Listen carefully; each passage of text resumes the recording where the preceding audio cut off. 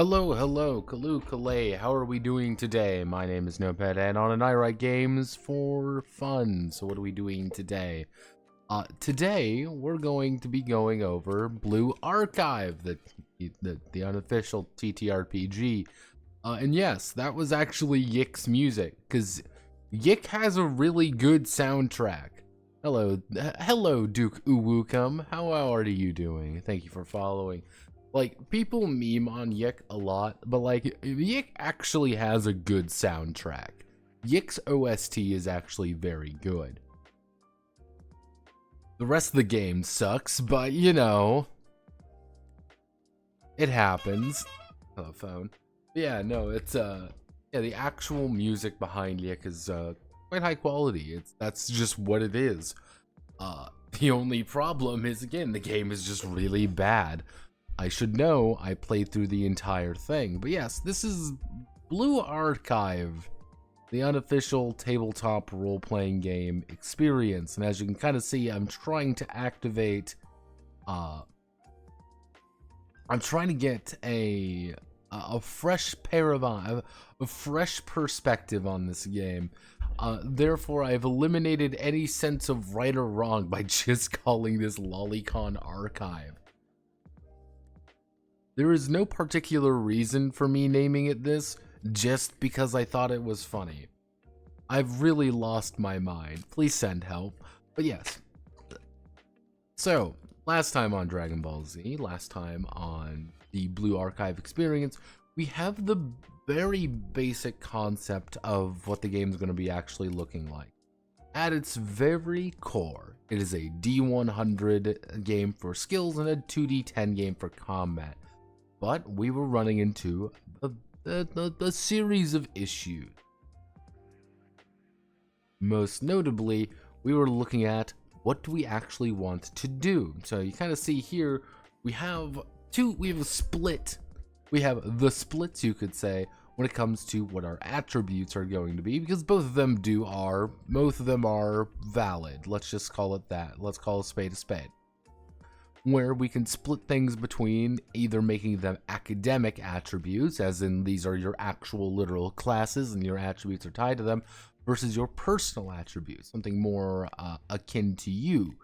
So it's kind of the idea of being physical, supernal, mental, charming, or having good operations, versus being really well qualified in civics, sciences, technical abilities, physical education, or drill, which would effectively be military training. Both of them kind of have their ups and downs, and it's kind of a question of which one do we want to do, because these are ultimately going to affect what kind of skills the characters are going to have. Now, that also led to one of the larger situations. I'm yawning. Also led to one of the larger situations was behind the combat. What's the engine behind this? So, because life is insanity. You made me yawn too. Because this is insanity, and I believe in insanity, we actually have 3 methods of doing combat. So, what I mean by 3 methods of doing combat, it's you have the idea of being active, passive, or having guaranteed action. Now, the idea of an active student is that you, the student, you, the character, are actively trying to make your ability to hit a lot easier. Not necessarily on the defender to hit, it's your ability to hit them. And things are giving you penalties to hit. Things are giving you bonuses to hit, not necessarily the defender. However, in passive defender, the method is you are doing actions to increase your likelihood of not taking damage. If you are behind cover, it's going to be harder to hit you than if you are not behind cover. If you are wearing armor, it's going to be harder to hit you than if you are wearing armor. And the idea there. Guaranteed action is as long as you are in a good position, as long as you are able to be hit. You will be hit. What you need to do, though, is create interventions. How do we avoid getting hit? Being in cover means that you're now going to have, it's going to be more difficult. Anytime you roll is effectively going to be whether or not you crit, fumble, or just instantly succeed. You want to make sure that you are, critting more often or fumbling less often. That's kind of the idea there. Not necessarily an act of doing damage, but more of an act of how do we maximize our damage. So, those are our problems that we need to solve today. Is there a right answer? No. That's the funny part. There is legitimately no right answer here. Pop open my drink here.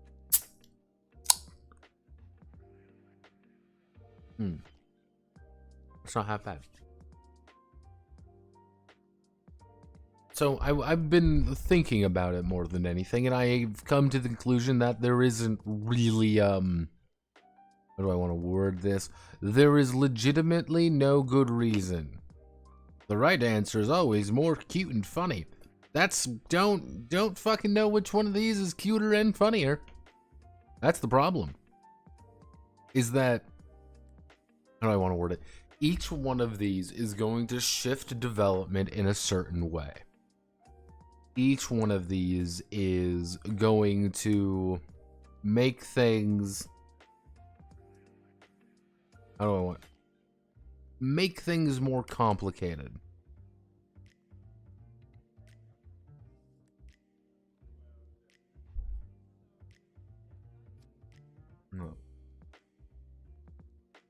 Because, okay, if we go under the idea that we have the active student, the PC is making all the choices. They're the one trying to build up bonuses or penalties to hit. Automatically, that makes cover kind of more of an... there's going to be a lot more penalties and a lot more bonuses that you, the player, have to keep track of. But, on the other hand, there's a lot more things that you have to keep track of rather than everybody else. You fundamentally are going to have to manage your, a bunch of different little bonuses and penalties stacking up, but it's your problem. You are the one making the choices. You actively know at all times what's going to occur. If you don't like the odds currently, you can just change them. We want to move. We want to do something else. Things are going to be more about getting those bonuses or getting those or remove. It's going to be, how do I want to word this? Being an active student here is going to be making every single thing is going to be about the act of getting bonuses, removing penalties, placing penalties upon the enemy, or making sure that you can negate their bonuses. It's a lot more about the character's actions than anything. However, on passive defender side, we're going to have effectively a defense rating. That defense rating is going to be effectively a C. It is how difficult it is to hit you. And it's not, it's like, how do I build my defense? How do I make it harder for me to hit? This is going to be a lot simpler. A lot simpler to do this, because it would be kind of like the idea of, like, let's say you have, a base defense. A base defense of 5. All you need to do, if you want to hit someone standing in the middle of... If you want to hit somebody who is standing in the middle of the street with doing nothing, you're going to take 2d10, you're going to roll, and you're going to need to beat a 5. All you need to do. But let's say they're in full cover. Well, let's say they're in full cover. Well, that's going to increase it by, I don't know, 10. Now the target number is 15. You're going to have to take your 2d10 plus whatever little bonuses you might have, roll, and then try to beat that target number. That's really all that's going to be. It's going to be manipulating your bonuses to not get hit rather than to hit. Guaranteed action is kind of the weird one. Guaranteed action is the one that is the odd duck out. That is the strange one. That is the one that is the weirdest out of all of these, perfectly frank. Because this is not going to be a combat necessarily about avoiding hitting or trying to get max or trying to make yourself better at hitting something. It's going to be effectively a battle of attrition. Who breaks first? Who gets those first few shots off? Because every hit's going to be, effectively everything is going to hit. It's about how much damage can we mitigate from it. If I'm in full cover, if I am in full cover wearing the best armor available and all that, I'm going to get hit consistently. I know that, but I'm not going to be taking much damage. But if I'm if I'm kind of in a bad spot, I'm going to start taking a lot of damage. It's effectively the firefight is we open up on one another and who is still standing at the end of the flurry of bullets. There is no right answer. So that's been like a little bit like, okay, each one of these has a bonus and has a penalty associated with it. If we go with the idea of things being actively on the student's hand, it is your responsibility to roll under or above, maybe like you need to roll under whatever your skill is or that range. The more difficult the range is for the gun, the lower the actual skill you need to roll under for. What's going to start constituting bonuses? Going to constitute penalties. A little just math behind there, but again, it's your responsibility. Passive defender's a lot easier. The only thing I'm a little bit worried about with that one is everyone's going to want to play, how do I want to word this nicely? Everyone's going to play turtle because nobody ever wants to get shot, and that's not going to support the pulpy combat feel. But if you just make all the defense really low, everyone's just going to hit all the time, and it's going to be like, oh, well, everyone's going to get into the heaviest cover possible and never move, which obviously maybe isn't the right way you want to do things. Guaranteed hits is just fucking weird. Gonna be honest with you, it's just fucking weird. So it's kind of like, is that the right option here? Because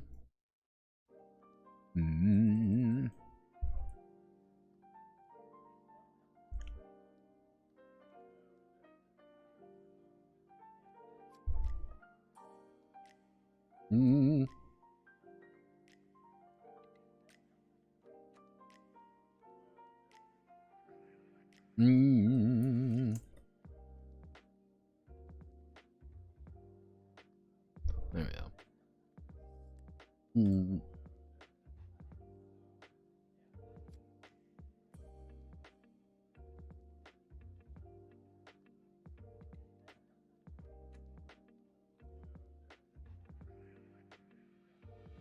Innate sniper superiority. Effectively, it's like whoever can get the highest bonuses and negate the most amount of defense is always going to be the one who has an advantage. And being a sniper automatically means you're very strong when it comes to being a passive defender. You have distance, you have range, you have firepower. Don't let them get close. Because we're applying my very simple my basic scenario in my head. I've been kind of like plotting out of like what's the best way of doing this. Would be a standard 4v4. There's four allies, 4 enemies, and we all bolt into cover. What happens when the fight breaks out? Guns are drawn up. We're all aiming at one another. We are ready to fucking go. And what happens when I pull the trigger? There is someone who is in full cover. What happens now? We go into the idea of active student, being like, well, I'm in medium range, so I'm already, I set the base difficulty. They're in medium cover. Okay, so that's going to change my chance to hit a little bit. And they, but I have a scope or something. I made it a little bit easier for myself. So I might have to say, okay, with my 2d20, with my 2d10, I'm going to need to roll under a 12. I rolled an 11. I hit. I roll for damage, or I do a set amount of damage. Kind of depends on what the situation is. Bang, bang, bang. Now, passive defender, on the other hand, is they are in full cover. Since they are in full cover, they have a defense rating of 12. I'm going to take my 2d10 and I'm going to try to beat that number. But here's the question. Because they're in medium, or because they have all that bonuses, why would I want to shoot at them than the person who is standing in the middle of the street looking like a dumbass? The chance to hit them is innately higher. So I should do that instead. Punish the people who are out of position.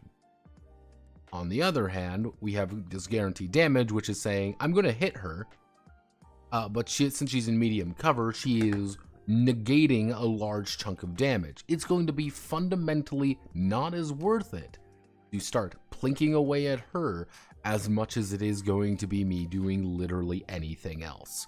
I should target the girl who is in the middle of the street currently, because I'm going to do maximum damage to her. I'm going to be able to take my 2d10 and I'm going to roll it. I'm going to hit because she's in the middle of the fucking street. Don't crit, unfortunately. I only roll a 14.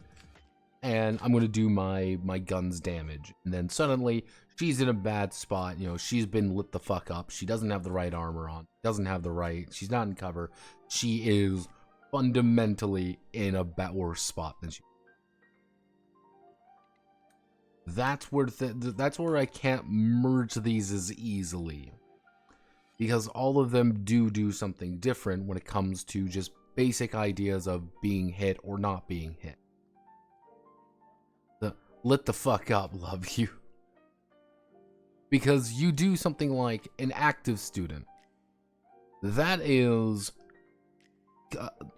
characters who are competent want to target people in situations that are harder to hit, because they have a higher chance of doing it. If you're worse at firing at someone, you want to target people in worse scenarios, because you're like, hey, I have a lower chance to hit by default, so I'm going to target someone with the least amount, with the least amount of penalties on me to hit you. While someone who is really good at hitting people is going to feel a little bit more confident shooting at people behind cover or something similar to that. Passive defender, on the other hand, is saying, hey, that person fundamentally is more difficult to hit. We should target this person instead. Everyone kind of has a more equal billing on how things work on it.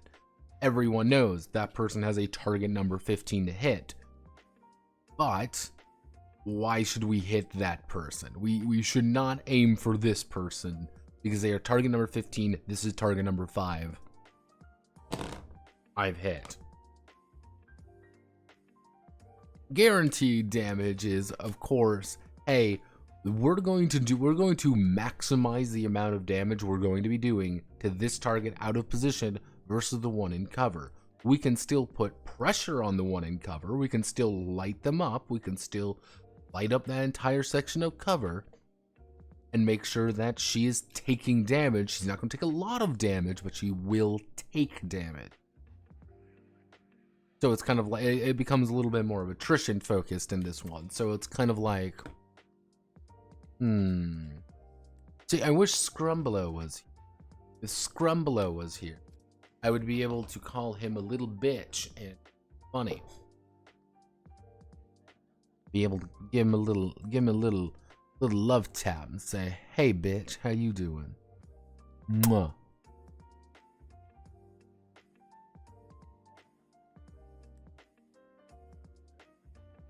Does anyone have any suggestions or ideas? I'm fully on. I'm fully on it.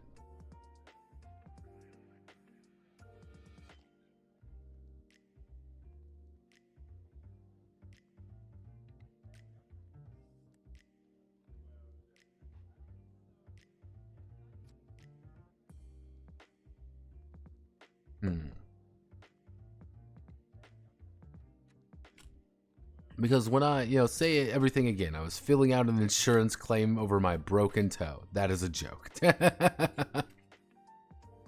Well.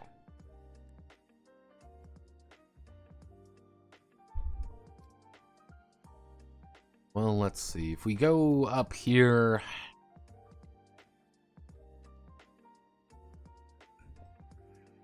I mean, if we just sort out, like, what... Very basic...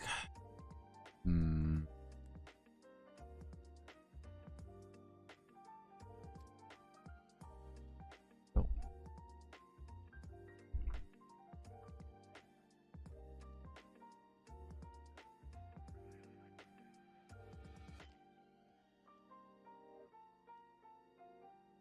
If we go under the idea of if we go into the idea of civics, it would be speech, lore, which would be lore, literally more like speech, history. We want about 4 skills each. So me able to dictate something to you, me being able to recall history of something, me being able to... You know what? No. Everyone is going to be innately charming. Because you're all anime grills. Because you're all anime grills, you're all going to be good. Everyone likes anime grills. Speech, history. So if we want to do maybe,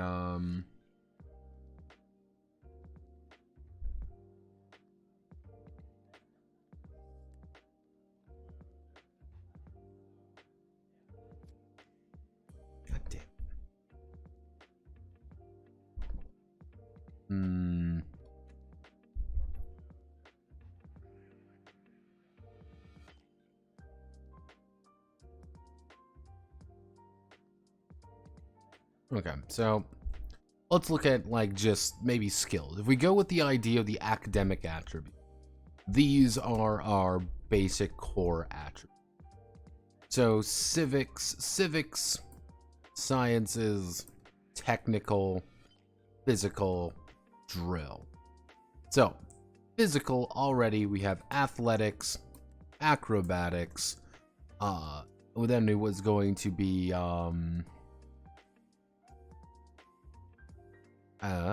let's see, athletics is going to be physical strength, acrobatics is going to be actually no, we can probably do agility instead, which is just going to be raw, kind of like your ability to do something. Endurance and physical education. It would be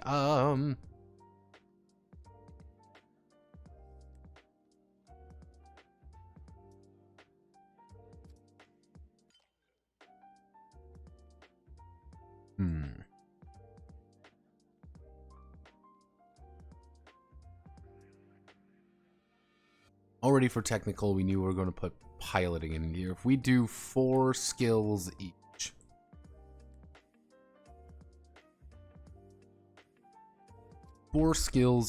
for each of these. Drill already was going to have, let's see, drill was going to have tactics, self-defense, trick shot.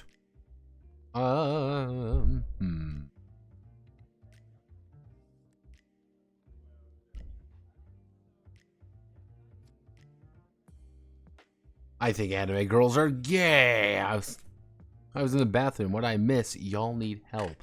I've been trying to figure out how anime girls should shoot each other, Pepper. How heavily do you want to lean into the Lolicon joke? There is not really any Lolicons, and to be perfectly honest, Blue Archive does have some cute and funny, but not that much, relatively speaking.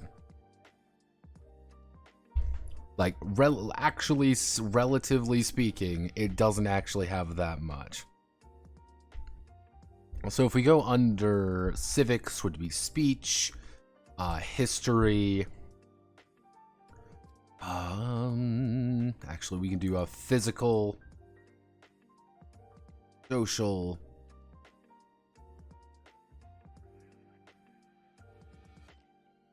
Actually, it would be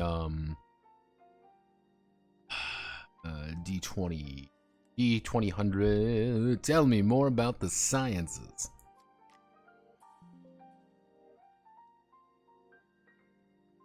Science. The science. Actually, natural, formal. This would be if we do the idea of formal science, physical science, natural science,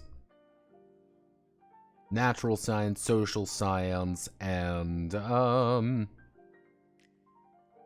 paranatural.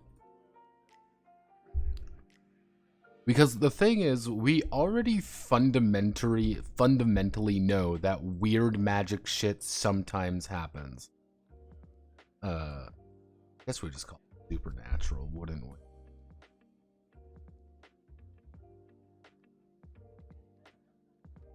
Like, we already fundamentally know, in setting, in lore, supernatural shit is there.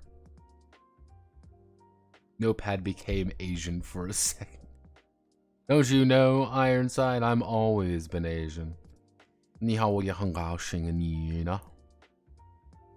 Let's see. So sciences work pretty well. It's just like your skill in what's a social science, what's a natural science, what's a formal science. Formal sciences are things like logic, mathematics, and things like that. It's logic. It's more logical science. This is your geology, this is your physics, and things like that. Supernatural is more the study of Kavodos and, in turn, the, kind of Halo stuff. Let's see. Tactics, your ability to guide. This is small unit tactics. Self-defense would be your ability to actually defend yourself in a situation. Trick shot is all about,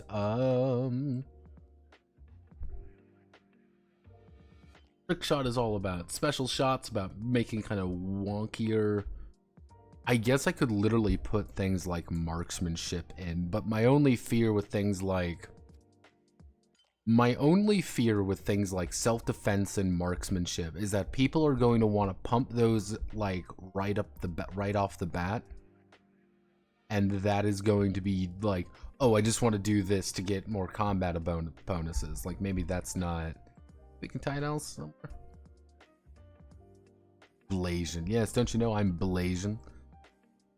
Don't you know my heart is blazing?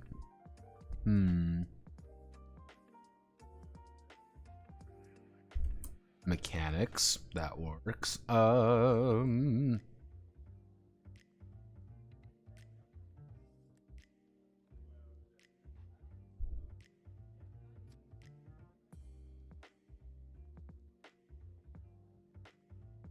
Norwegian is spilling through. Oh, my heart is blazing. Yes, I'm sorry, everyone. My guilty gearness is showing through.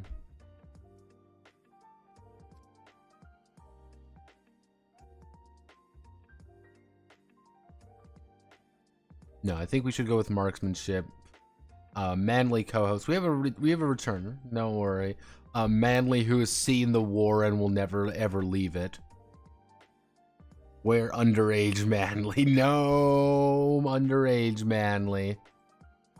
Manly's seen the war. He ain't going back. Those kids fired first. Put that thing away. Your guilty gearness. People keep wanting me to make the Guilty Gear role-playing game, and I keep saying no, because I don't know the history of it that well. And fighting game RPGs are already cursed, because I already wrote one. Actually, we can probably focus on speech, history, lore, which is more about... Actually, we can probably do this as streetwise and lore. Guilty Gear lore-based RPG has all of the problems of Fate or JoJo RPG. Like, I already made a fighting game RPG, and it was autism. That was the problem, Spartan. It was just autism. Legitimately, it was 95% about trying to build moves for everyone, and from when you had the moves, when to fire them off, and how to use. Combat was pretty much 95% of the game, and it was all about fighting stuff. I would either need to A, redo the entire thing with Guilty Gear in mind, or just make an entirely new game with the idea of like, this is going to be a Guilty Gear tabletop role-playing game experience baked into the very core fundamentals of it. Because the secret is, it wouldn't be a fighting game. That's kind of the thing with Guilty Gear. You got to kind of remember, because the things that we see in game is not what is happening. In game, we are seeing a fighting game because that is the game they want to make. They are making a fighting game. But I believe they made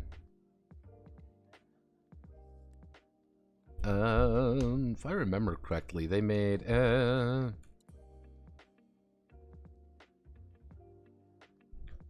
because it was fighting game series, because all of the names were dumb, because you had Guilty Gear X, Guilty Gear X2, Guilty Gear 2 Overture, and then there was XRD Sign, and then Strive. Then we have XRD Reveltor, not Guilty Gear Petite. Then there was Dust Strikers. There we go. Judgment. Yeah, you have things like Guilty Gear Judgment, where if I were to it's like Asuka's just a fucking not, yeah, because you get things like not Guilty Gear.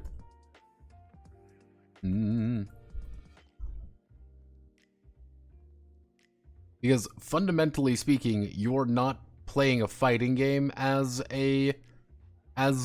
in Guilty Gear. You're not, because that's just not what the actual lore of what things are going on is. If you want to be really specific about things,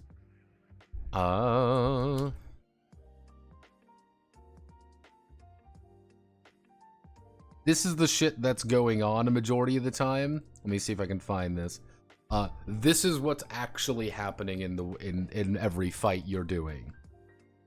It would be insanity of people like moving around and just gigantic fights, but the game fundamentally cannot handle that because it is a video game and you need to make a fighting game of it. It does not also help that Soul is the most broken character in the entire game, or world for that matter, at a fundamental level. He is completely bonkers, and so saying, oh, we should base a game where Soul is like a default character is incorrect. Because if you say Soul is the default character, you just know the setting just breaks. It doesn't work anymore because Soul is stupid because he's got the dragon install. What the fuck is Hamster Punk? This. So this to kind of give you the idea of the issues with Guilty Gear in general. Good morning. What the hell is this? Welcome to Guilty Gear. An autistic side tangent. Yes, when isn't it an autistic side tangent? That's 95% of my game development. Let me think. What would be some other good skills? Good skills. We've got... Let's see, we've got our civics, speech, history, streetwise, and lore. Speech is your ability to say, hey, I'm actually like negotiating with people. I have good speech. It's my ability to negotiate. It's not to intimidate. It's not to do anything like that. Very different. Because this is like my thing on intimidation or any of those things. If you just pull a gun out on someone and say, dude, I fucking want you to do or I'm gonna blow your fucking head off, that shouldn't really be a check. You've pulled a gun on someone and said, do what I fucking say or I'm gonna blow your fucking head off. They're probably going to do what you say. If they say, oh, fuck you, they're gonna start a fight. It's a lot harder to convince people to do things using just charisma or your natural, kind of, talking ability. Little bit more complicated to do things. If you want to make a character who is really good at just talking with people, you can. And you should, because talking with people will get you a lot farther in life. But yeah, civics is going to kind of cover that. History is a little bit more of the immediate History, it's for your ability to recall things about the schools, recall things about certain areas, taking penalties to things outside of your school. Streetwise is your ability to navigate and understand Kavodos on the ground, if that makes sense. Navigating with civilians, understanding what they kind of want. It's a little less formal speech, if that makes sense. Speech is this where you're at the negotiation table, do what I want you to do, or bad things will happen. Streetwise is know who to talk to, what's going on, we need to get weird ammo, this is who we're going to talk to. Or hey, we need to find the right person, or we need to find a way to bail out of this, you know, we are in the middle of Gehenna territory, we need to get the fuck out of Dodge. Lore is going to be more like real ancient history and more like obscure shit. I think the best way to say it is history is your ability to tell you, history is your ability to be like, oh, here are the locations of like old service tunnels because, this is what it was built on top of. Lore is your ability to understand why those tunnels were made to begin with. Hey, we built over those tunnels because they're probably being used for nightmare things. Oh, hey, it's...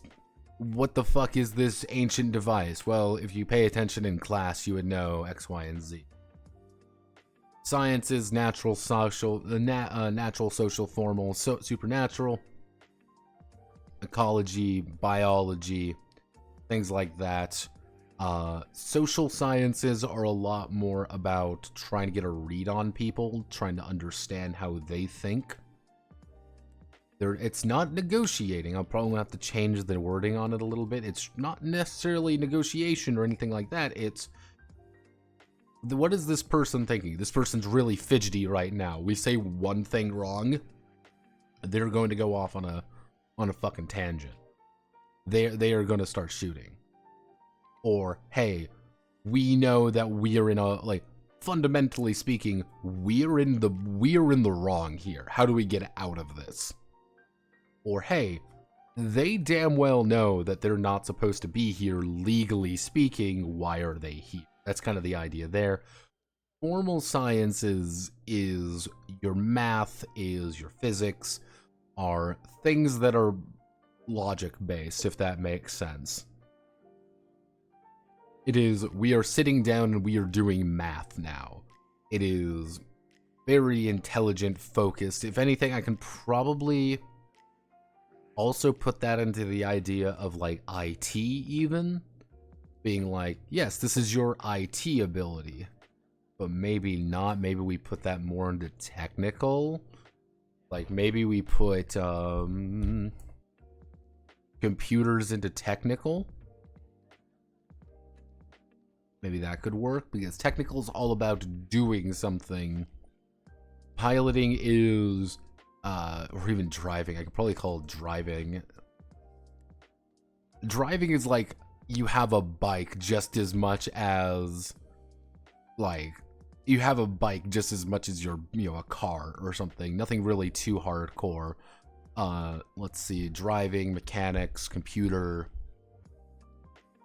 What would be another good one for just doing a thing physically with your hands? I am interacting with things. I guess if we want to be real thing, I guess we can put medical in there. Physical. Athletics is strength. It's me lifting something up. It's me pushing someone aside.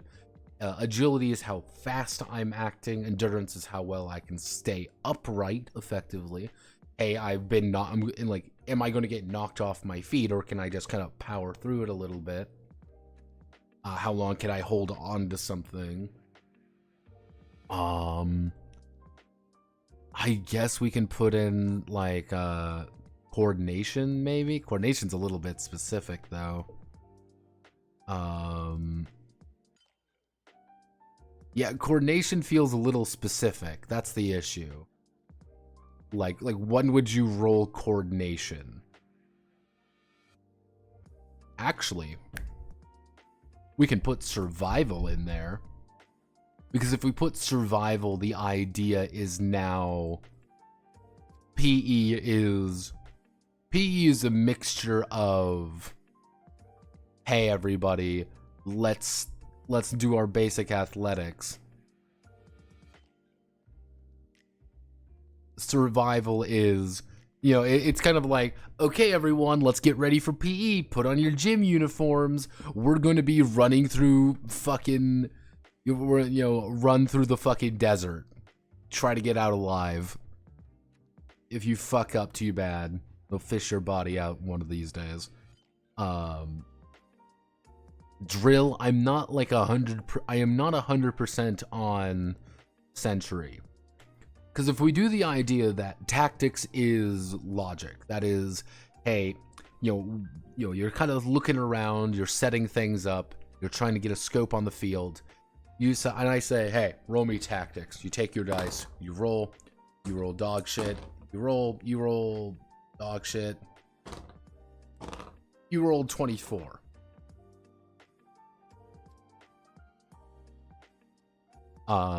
You roll 24, you can understand with tactics, hey, these guys have got a defensive position where they are. They are going to fundamentally have an advantage if we try to assault them directly.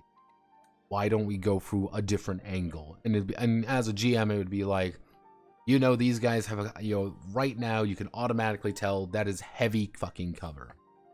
They have heavy cover. They have complete overwatch of the area, and any direct assault is going to be effectively with no cover.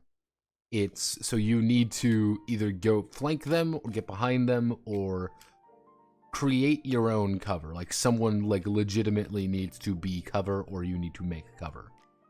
And it's like, okay, like we know this, but maybe if you do really well on the tactics, on your tactics, you can be like, hey, wait a second.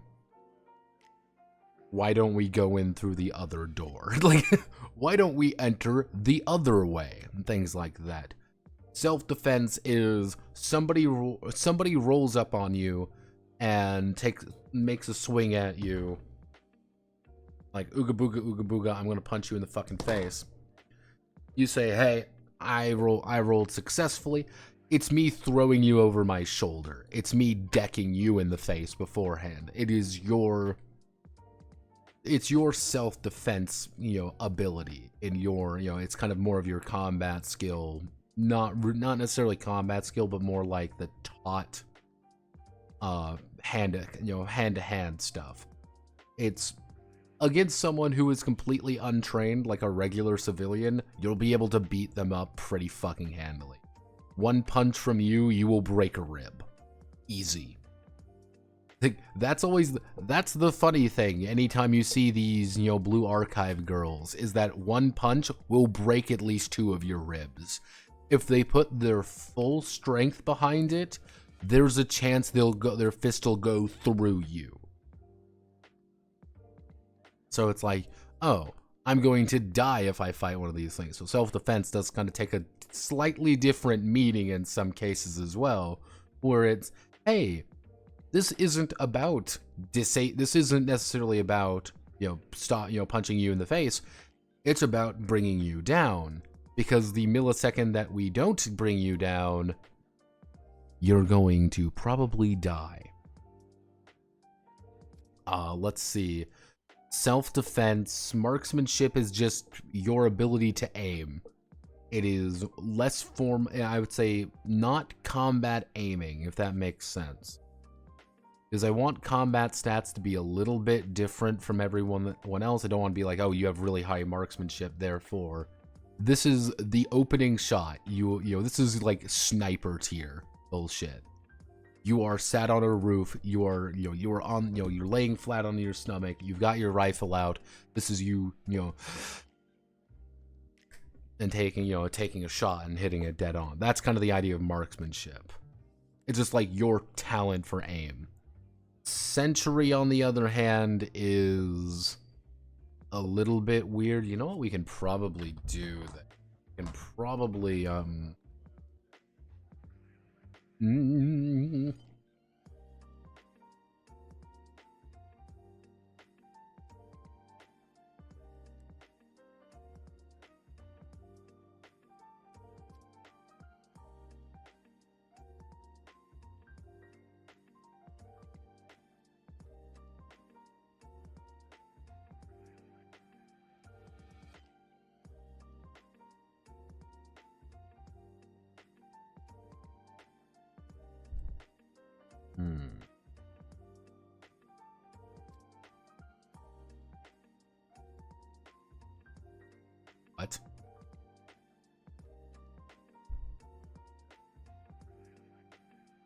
unfair. Herb games.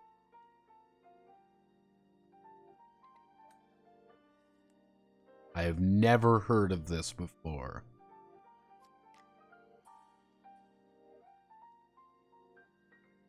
Never heard of these things before, but hey. Mud and Blood Recon?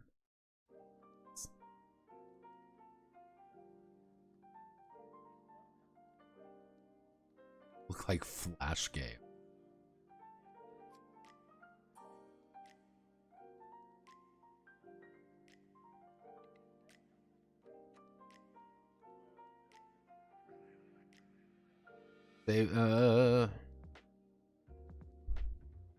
These like Flash games or something?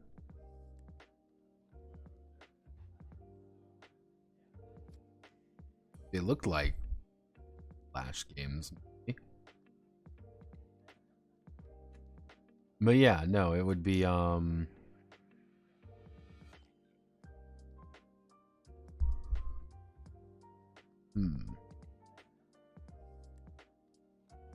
yeah, so about like Recon could work, kind of more of a like a yo, why isn't manly a lolly? No! I'm designed with my passion, lolly no pets bar, no! No, no. There will be no there will be no lollies today. Excusez-moi. Ugh, sneezy. Sneezy, sneezy, sneezy. Sneeding. I am sneeding, everyone.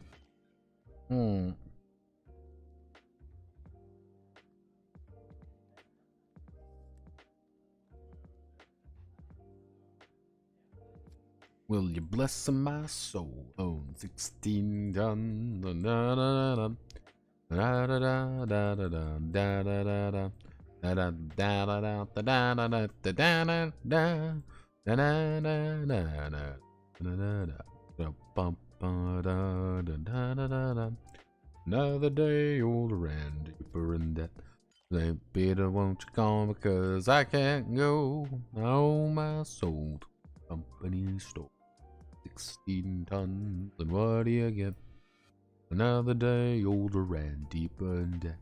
I can only remember the one thing. I used to be able to know the whole song. I don't know why that reminded me of fucking 16 tons. That's one of those songs that this creeps into your mind every now and again. You're like, oh yeah, that song. I think every fucking school sung for fucking choir. Let's see. We want to do tag 3. We'll say tag 3 skills. Tag 3 skills for bonus points. These are kind of like your main things. No, Panana, what are you talking about, Pepper? You don't know 16 Tons, popular song about the coal mines? The thing the children yearn for? All I want to do is cook the whites but not the yolk, but I keep fucking it up. I believe in you, Ironside. Alright, everyone. You've had time to mull it over. What do you think works best for combat? Because I keep debating on it. Like, courage, duty, honor, a gallop upon my troopers. Use a separate cup before you add the whites to the main bowl. This is not time for cooking. We are learning how to shoot anime girls. God damn it, people.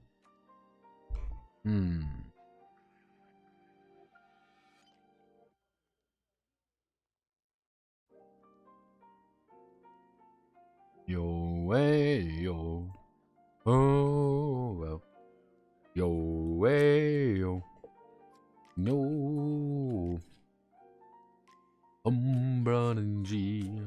Yo way ra zurum branji. Yo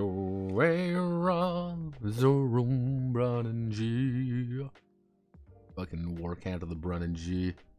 Have no fear, everyone. What? The one weird thing I do somewhat remember.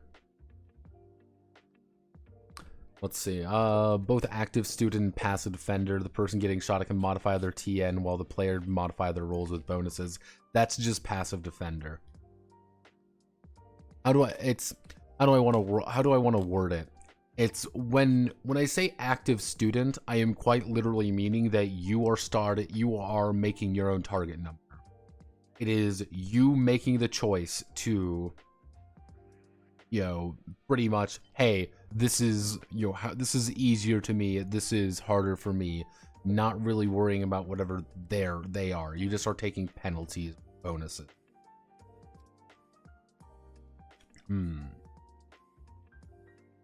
Don't know, I don't know, and it's bothering.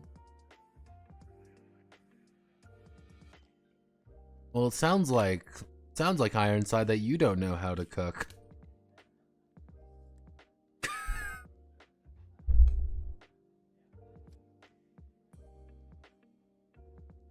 Or maybe that's the real problem. What you're doing is you're trying to make it like I have to take a picture about it, so you're fucking up, yeah, performance anxiety. It's great.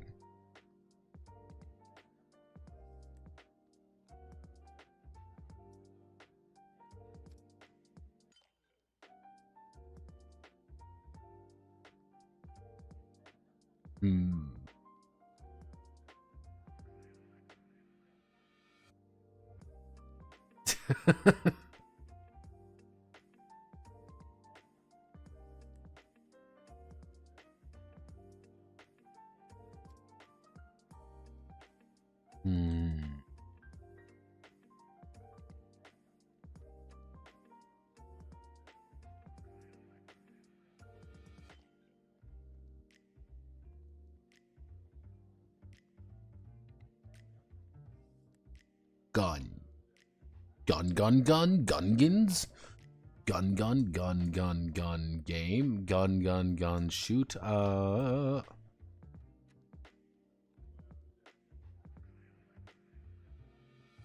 Gungans, gun.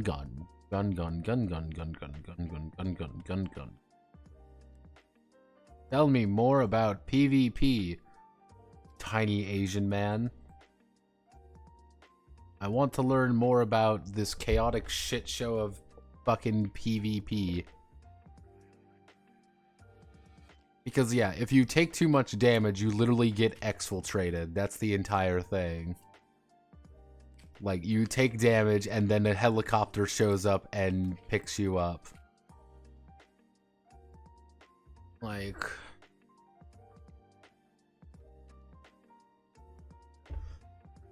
I'm gonna have to fucking do this. There's gotta be something here, right? Like... Cool. Tell me more about what's going on here in the top rank fucking Blue Archive PvP. In this chaotic shit show that I have no idea what's going on in. Like...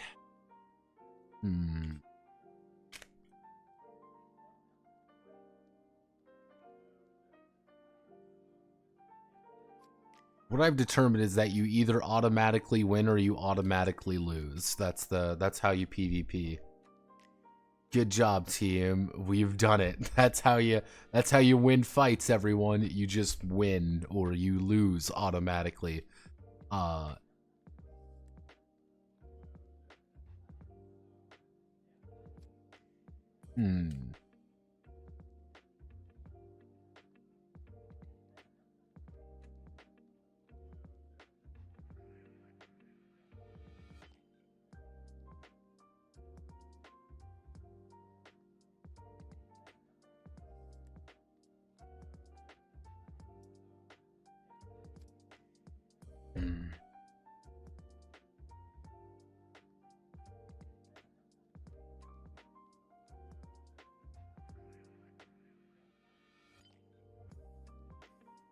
This is the game you're making? Yeah, this is the Blue Archive tabletop role-playing game.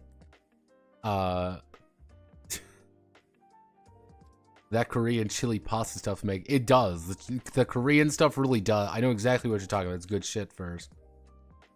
I like my defense system play a part, all the shields and the like I just saw. Yeah, that's why I'm kind of like having such a weird difficulty with this, is you have a lot of defensive options, and like this is all about how do I get past a defensive option, is what are the best defensive options, and this is literally like how am I mitigating the amount of damage coming in, because like I will do ignore that Blue Archive character like no, that's the wrong. We want to go to the wiki, everybody. Let's look at some popular characters that we all know and love here. Let's look at here's Kiara. She's a non-playable student at Gehenna. Gehenna is the school for psycho bitches. That's their school motto. We will select let's select this one. So the entire premise of the game, like the entire premise is, if you've ever watched an anime where it's like, wow, the student council has a lot of power, like an absurd amount of power. Picture that as like a main premise. Literally all of the different schools of this super city nation called Kavodos is effectively its own microstate. If you are, Gehenna Academy here, good old Gehenna. Gehenna operates as quite literally, its own independent microstate inside of Kavodos. They have a standing military. They have their own, operations, and they are run by the student council, which is their main government. Like, their main government is entirely, run by this woman. Well, this girl, because she's a 17-year-old girl. 18, actually, I believe she's 17 or 18 years old. They are run by the student council. That is the head of their, quote, government, who makes all the decisions. They control territory. They fight other people who are part of the other schools for territory. It is like, that's like the big thing there. The main schools are, let me see if we want to go to the main schools. We have Abydos, which was the school of protagonists. Completely unironically, this is just the school for protagonists. What do they do here? They act as protagonists. What's your job, anime girl with a minigun? Because she does have a minigun, fun fact. She just carries around with her. She's from the school that is poor. Gehenna is like where the fuck you got mine school. They're a bunch of anarchists. Millennium is the science school. Trinity is the Catholic girls school. Hyako is Warring States Japan school. Shunhyangxing Senior Secondary School is the Jew school. Red Winter is the school that keeps having literal revolts inside of it to revolutions. There's the Political Police Academy. Then technically, the SRT Special Academy is its own thing. Because oh, what does the literal Catholic schoolgirls do? What's their gimmick? They're Catholics. And they have guns. And they'll that's literally it. And all of the school club, one of the ideas is that the school clubs quite literally act as bodies of government / own independent organizations, it's a weird setting, and I was forcefully educated about it from Scribble forcefully educated me about it. Now, you may have seen this girl before. You may have seen this girl. This is Asuna. A top row Schizo girl. We'll talk about Schizo girl in a minute. Hey, corruption tag. I've read that doujin before. Yeah, this is, you've probably seen her before. As Scribble put it, she is the face and chest of Blue Archive. She is like I thought she was like the protagonist character, because all of these gacha games always have like the protagonist girl. No, she's not. She's kind of irrelevant, relatively speaking. But you want to know why she's really popular? You want to know why she is very popular outside of her giant gadoobers? Her massive her massive tracts of land is because she has like a full event dedicated to her just being in a bunny outfit. That's a teenage girl, I want you all to remember. That's just, she's part of the maid club, which is effectively she's effectively a fed. She's a Catholic school fed. You've probably seen this before. That's the funny thing, because she's incredibly popular, and apparently, according to Scribble anyway, at one point, she had more porn of her than the entire rest of the cast of Blue Archive. This is her, like, number 2, one of her best friends is the ass of Blue Archive. Karine, she's also a bunny girl. This is the cops. You want to see the cops? Say hello to the cops. That's just what they are. Don't worry, she's literally me. She's just exasperated and tired. Finally. Yeah, also, if you ever want to know why people call it Cunny Archive, this is the reason. This is the reason they do this. I'm gonna take that off now, because I don't want to go to the sadness place. They're all feds. I hate federal agents. Wee-oo, wee-oo, wee-oo. Like, hello, Dr. Squigums. One of the jokes behind this fucking Blue Archive and the fucking Valkyrie police is that every single one of the police officers are fucking incompetent. They're just stupid. Or they're just bad at their job. Like, she keeps dropping, like, her gimmick is that she drops things. Her, like, super cool special move of one of the fucking police officers is dropping a smoke grenade on accident. Oh, what's your ability, Fubuki? She's lazy. Say hello to one of your police officers. You've committed double homicide and this little bitch decides to arrest you. She's fucking 5'1" and she can break every bone in your body because she's got a stupid fucking halo. Welcome to the dance, everybody. Wee-oo, woohoo!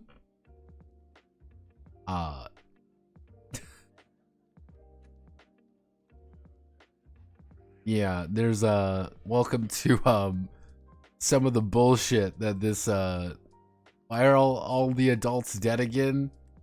She looks bad at her job. Why are all these characters so cute and funny? Let me bring up not Millennium. We don't want to go to Millennium. We want to go to Trinity. I'll bring up Schizo Girl just for you. Say hello to Kanzaki. One of the things is all the adults are not there are adults. They are there. They are present. They are just never mentioned. They are just irrelevant to the conversation at hand, and you should just not think about it. And you may be thinking, I feel like we should mention the adults. And the answer is, don't think about it. Not even Peanuts logic. Like, it's not even like, oh, well, they're there, but they, like, don't mention them. Most other characters you see, she would probably wear my... because most of the adults, like, if we do, like, Blue Archive adult, like, they actually have a dedicated, like, page for this. This is the number of adults that you should understand. Most of the characters who are adults are Shibas or like animals, or robots. They could also be just robots or villains. Say hello to one of the actual like male characters in the game. Who is a combat cyborg wearing a Hawaiian shirt. Oh, it's me. Hold on. Robara. Yeah, like, that's the, behold the joke. They just aren't present.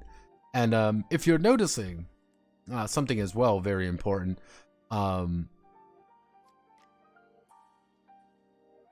there are actually no this is the other funny thing. If you've noticed, there are no boys. There is no men in in Blue Archive. No schoolboys. Even though, again, they're implied to be there, they just don't matter. Yes. Say hello to the main villain, literally named Black Suit. Do we know anything about him? No, don't worry about it. Don't think about it too hard. It is completely irrelevant to the current state of affairs. What happens? No one knows. Do you want to see legitimately, ta-da, don't think about it too much.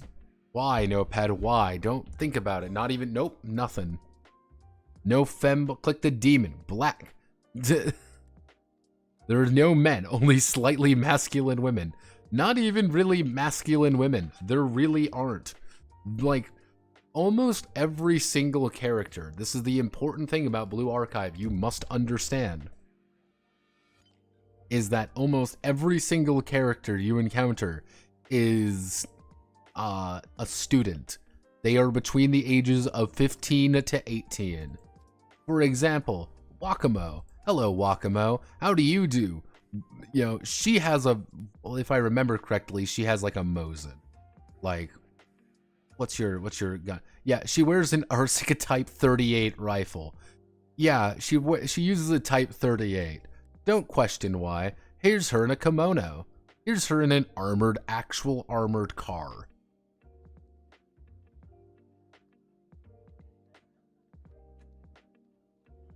Yeah, no, don't question it. You may be wondering, why do they all have guns? Don't question it. You're thinking too hard. Hey everyone, here's the swimsuit variation of every character. Cool. You know what her main gimmick is? Want to know what this main girl's gimmick is? She likes burgers. That's her thing. She likes burgers. Oh boy. A woman after my own heart. Cause it's just like, literally, like, legitimately speaking, a majority of your government is now being run by teenage girls. I really have no, like, deeper explanation than anything. Because I don't think you're supposed to have any deeper explanation for it. This is the main girl, by the way. This is like this is like your main protagonist girl. She's the main one. Ta-da, look at her, everyone. She's like, they even say, you know, secondary protagonist of the main story. Love Gemturia goobers. The demon on the right. She's chill. Yeah, like, it's just everyone is goobers. That summarizes most characters in Blue Archive, is every single character is a goober of some variety. But yes, that's one of the fascinating situations behind writing this particular game, is every single character is going to be a 15 to 17-year-old girl, and all of them are going to have like special abilities or powers or things.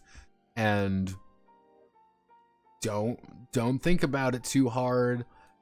I wonder what Japanime girl's gonna be here this time. Oh boy, let's fucking, I don't know. Here's Stalin, everybody. Here's literal actual Stalin. She's an anime girl. Don't worry, everyone. She's super cool. Everyone clap.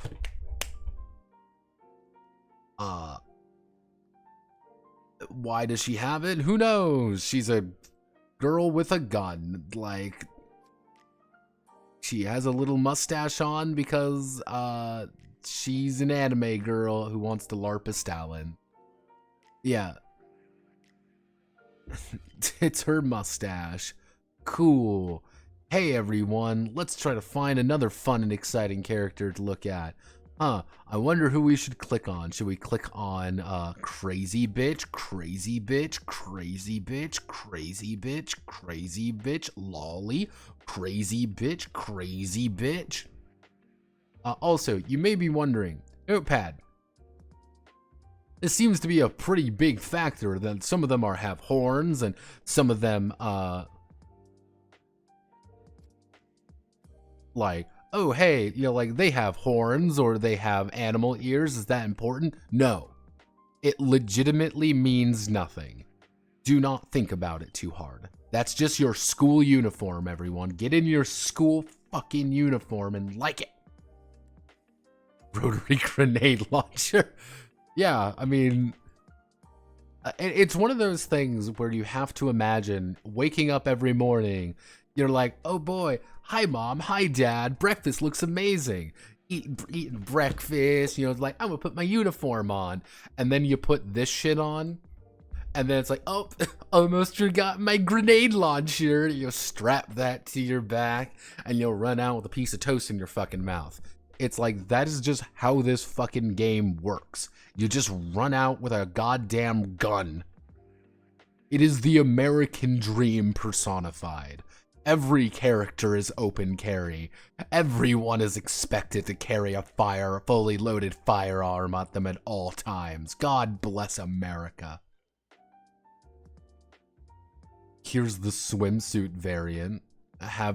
And you may be wondering, why are there so many, like, girls with, like, suspiciously, like, swimsuit variants? Because the swimsuit variants are popular. Here's the main, why do they look like this? Don't think about it too hard. Here's another lolly. Everyone look at the lolly. Don't worry, she's part of the fucking kill squads. Ooh woo, super cute. Man, I love cute girls who do cute things, and those cute things are violating my rights. Yeah! Woo!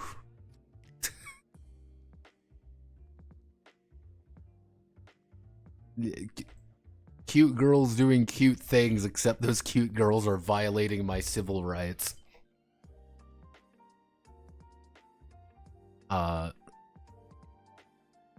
I love it when cute girls... Man, I love it when cute girls violate my civil rights and beat the shit out of me. This is great. Legitimately speaking, I'm going to have to put in, like, various, like, little notes every now and again of, like, what happened to the boys? I have a thing I already wrote for the boys. It's very simple. A long time ago, there was a war, and they lost. Pretty fucking handily. And also every single male school was disarmed. You don't have guns. Men are not expected to go into combat zones because they are legally not allowed to have firearms. You go to the factories. Sorry, men. Why are men not seen? They are legitimately just not important. They got disarmed. They are irrelevant. They are not trained in, they are legitimately not trained in firearms. They are irrelevant. Don't talk about them. Don't think about them. Can I play a man? No, you cannot. You cannot play a high school boy.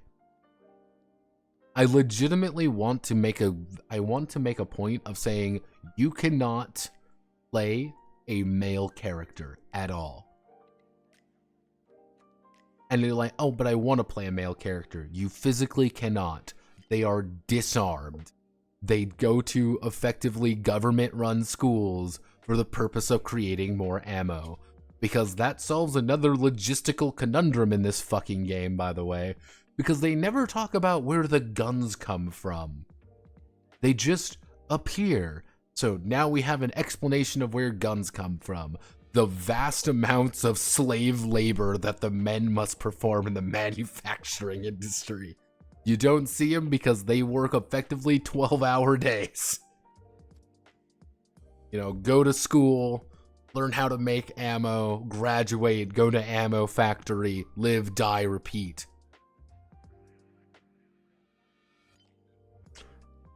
It is literally, like, legitimately, I just want the entire thing to be like that fucking Warframe song. Like, it's just that. That is all it is. You just live in a perpetual nightmare. So, back to square one. Let's stare at this Warframe song. Let me find it.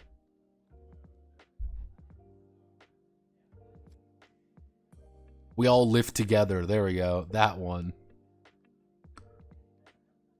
That's, yeah, we live together.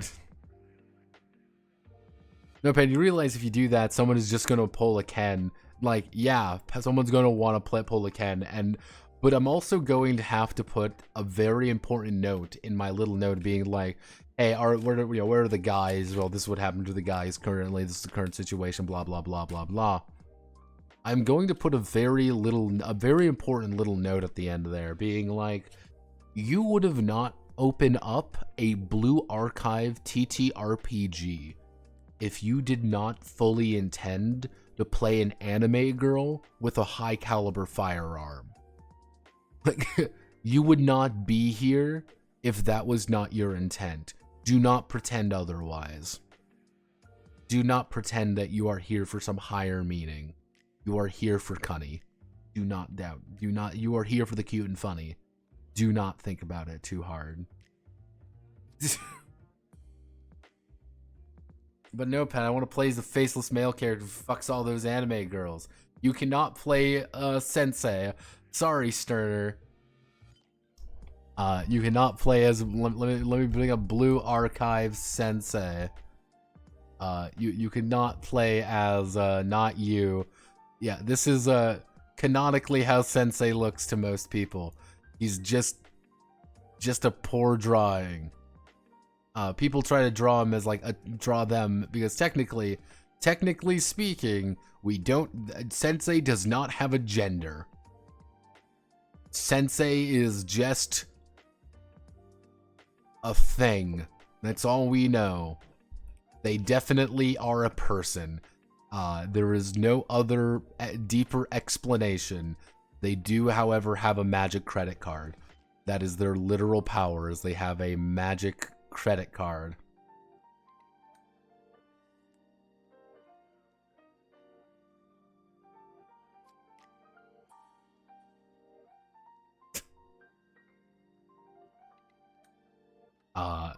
That is, you gotta remember, that's the super secret power, everyone. You have a magical credit card. I'm not lying when I say that is the actual literal superpower the main character has, is like a card that solves everything. Like, there is no hentai hair protect. You have a magic credit card to spin the gacha. Yes, legitimately speaking, you have a magical credit card. And it is a plot point that it is a magical credit card. Which I feel is a little on the nose, but hey, it works, right? As long as you keep spinning those, spin the gacha, baby. Translates just the embodiment of the word Cody.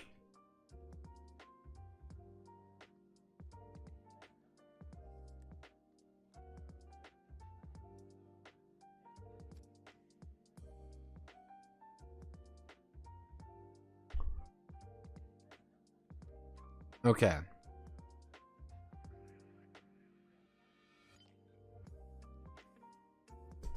We're gonna cut active student. I'm gonna say this for this. I'm cutting active student for 2 reasons. One, I feel there's gonna be a lot of modifier autism with that. There's a lot of modifier autism with that. What's going to happen is that people are going to be there's going to be 5 different little numbers to manage. And when you start getting a lot of little numbers, people start losing track of the little numbers. And then suddenly people are getting confused. People are remembering numbers when convenient. People are forgetting modifiers when inconvenient. So we're just cutting that for the sake of ease. So now we are down to 2. And then there were 2. Damage mitigation versus damage prevention. So the American dream is girls in tight one-piece unitars with heavy infantry weaponry. Mostly just heavy infantry weaponry, yes. It's my God-given right as an American man to see, to open carry my civilian anti-material rifle. I don't have the right to absolutely detonate something I do not care for. What is really freedom, everyone? Oh, say, can you see the dawn's holy light? I feel like having both mitigation and negation for certain pros and cons for each. It's kind of the, it's the I'm gonna bash my mic. It is the center point of things. That's kind of the situation. It's the centerpiece of it. If we focus on just being the idea of you have a defense rating, you get behind cover, you have the right armor, you have the right abilities, yada yada yada, you are going to be building defense. You build enough, you try, and when it is their turn, the enemy, you, whoever, is going to take their dice and they're rolling against your damage. They're rolling against your defense. If you succeed, if your defense is better than their roll, they will miss. If they got better than you, you will miss. You won't get hurt as much. We can add in things like DR, but it's a lot more how do I want to word this? Effectively with passive defense.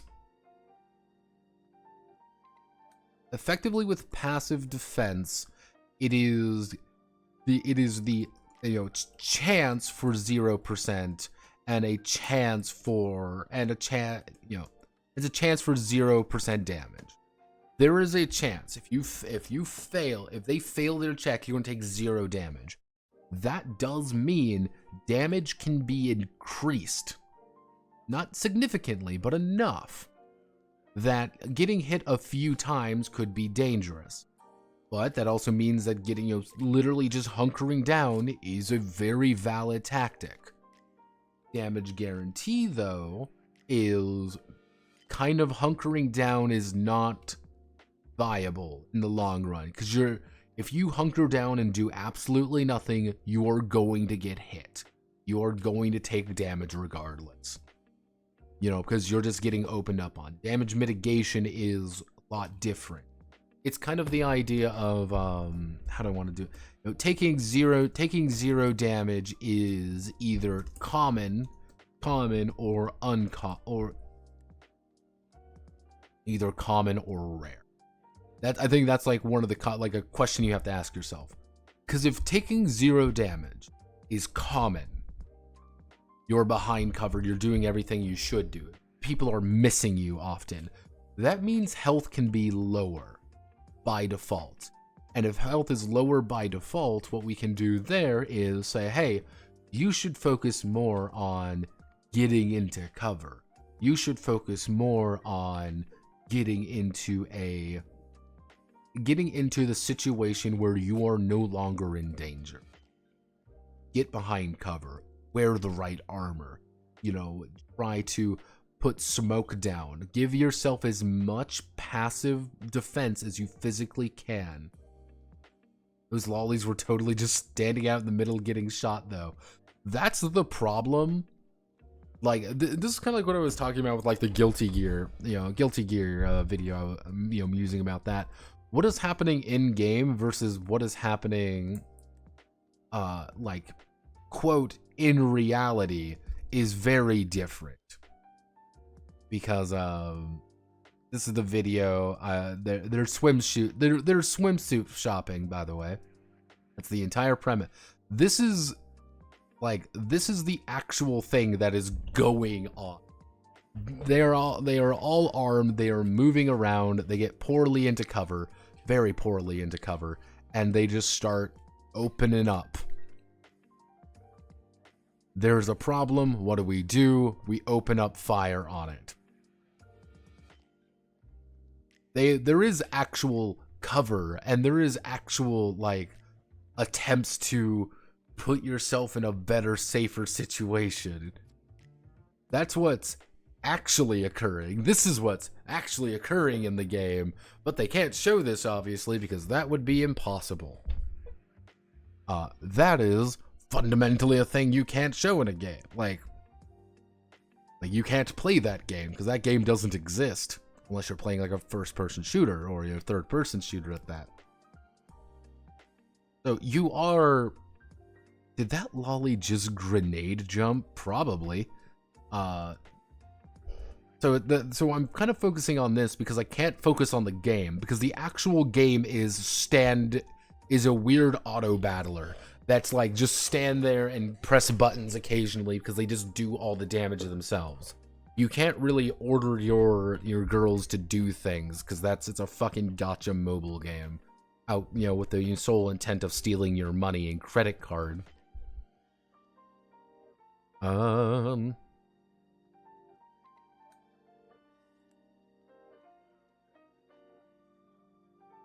Yes, McDrew Salt.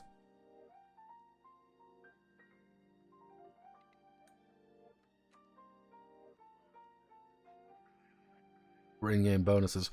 Okay, people keep asking about the gacha mechanics. Okay, you want the fucking gacha mechanics? I already know what it's going to be. Effectively, what's going to happen is one of the main ideas behind the game is that you're going to be starting a club effectively. Now, this club is going to be passive bonuses. It's going to be passive bonuses and abilities for the leaders, quote unquote, your characters. Now, if you want to make this the main way of doing things, though, what's going to happen is you're going to be playing club mode. Club mode, every single one of you are playing effectively anomalous creatures from beyond the colors of time, who body jack girls randomly, if you want to put it like that. A little bit wrong, but it's still right. Now, what's going to happen here is we're going to be actually citing we're going to be citing Deep Blue Girls a little bit here. Now, in Deep Blue Girls, we have the idea of mission seasons and upkeep. Effectively, different girls and different times are going to have different values. Now, what's the problem? What you need to do is, hey, we need to do a season. We're doing, time is, marching on inevitably. And you're going to want, let me find the actual math behind things. There we go. Here are our basic exchange rates for things. Now, in Deep Blue Girls, we are obviously having to worry a lot more about some of the gacha mechanics being a little bit different. One of the main things you're going to be hunting down, though, is you need steel for repairs, supplies to keep everyone upkept, and coins to buy literally everything else.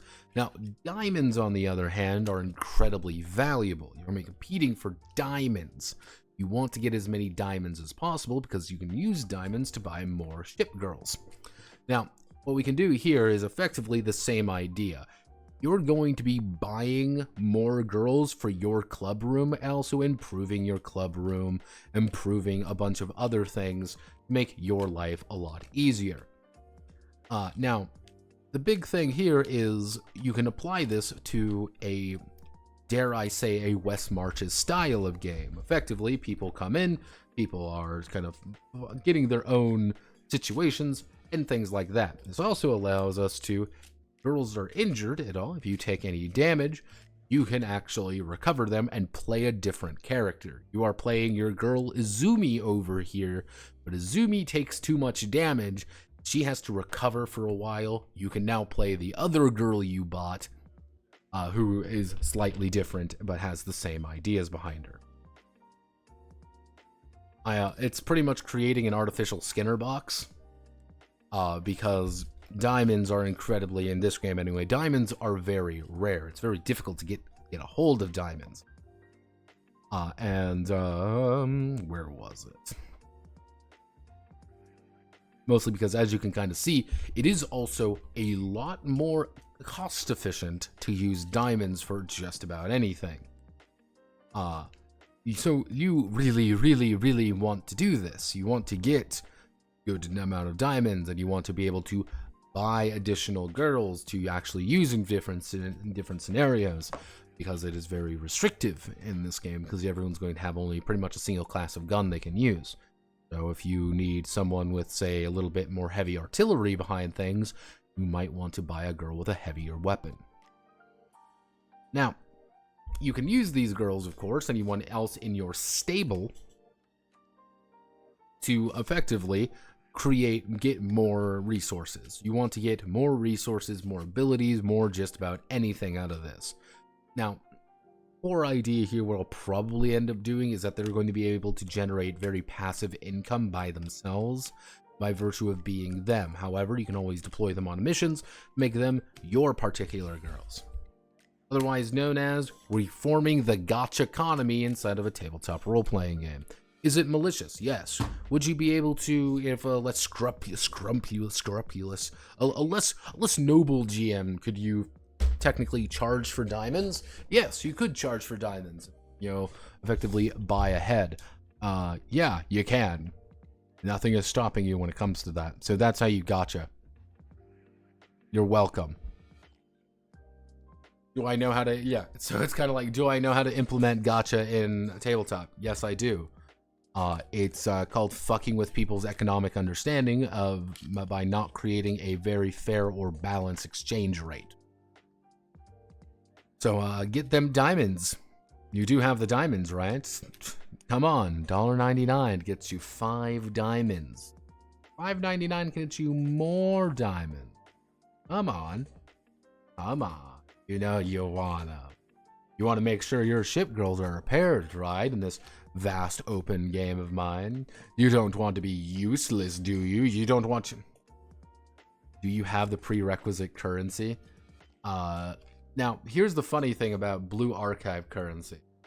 Because Blue Archive currency runs off what we like to recall, well, what we like to call silly money.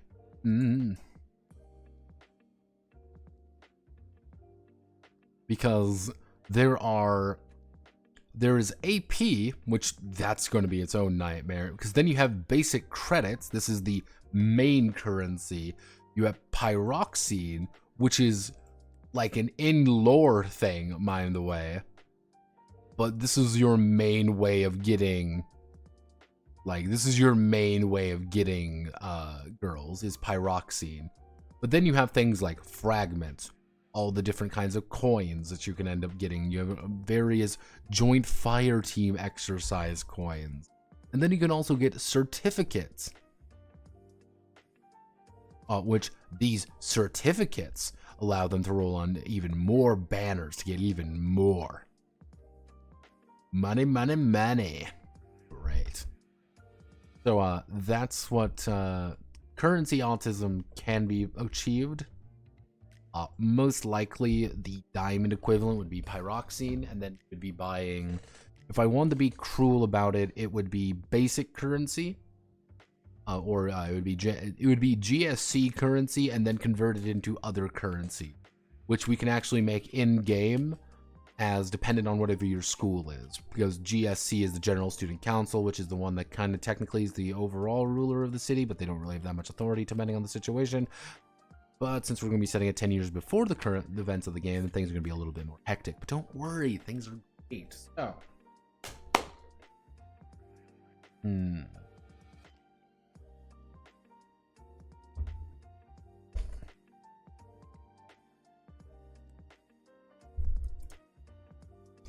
Mm.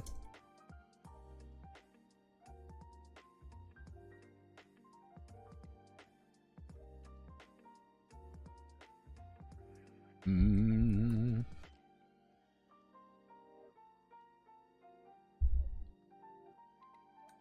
D&D.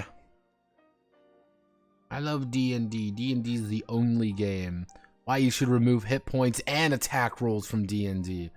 Let's just remove everything. We don't need anything. I love D&D so fucking much. You have no idea, guys.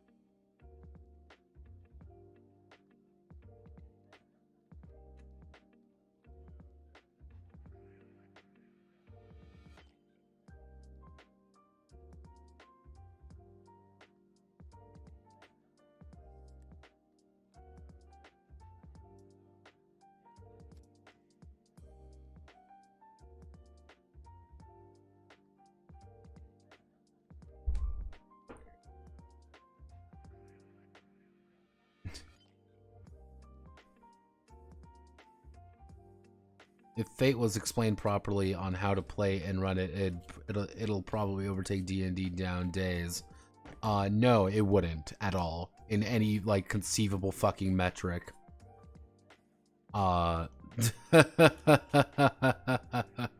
Fate wouldn't do jack shit. Fate would be terrible as like a no, that would not work at all.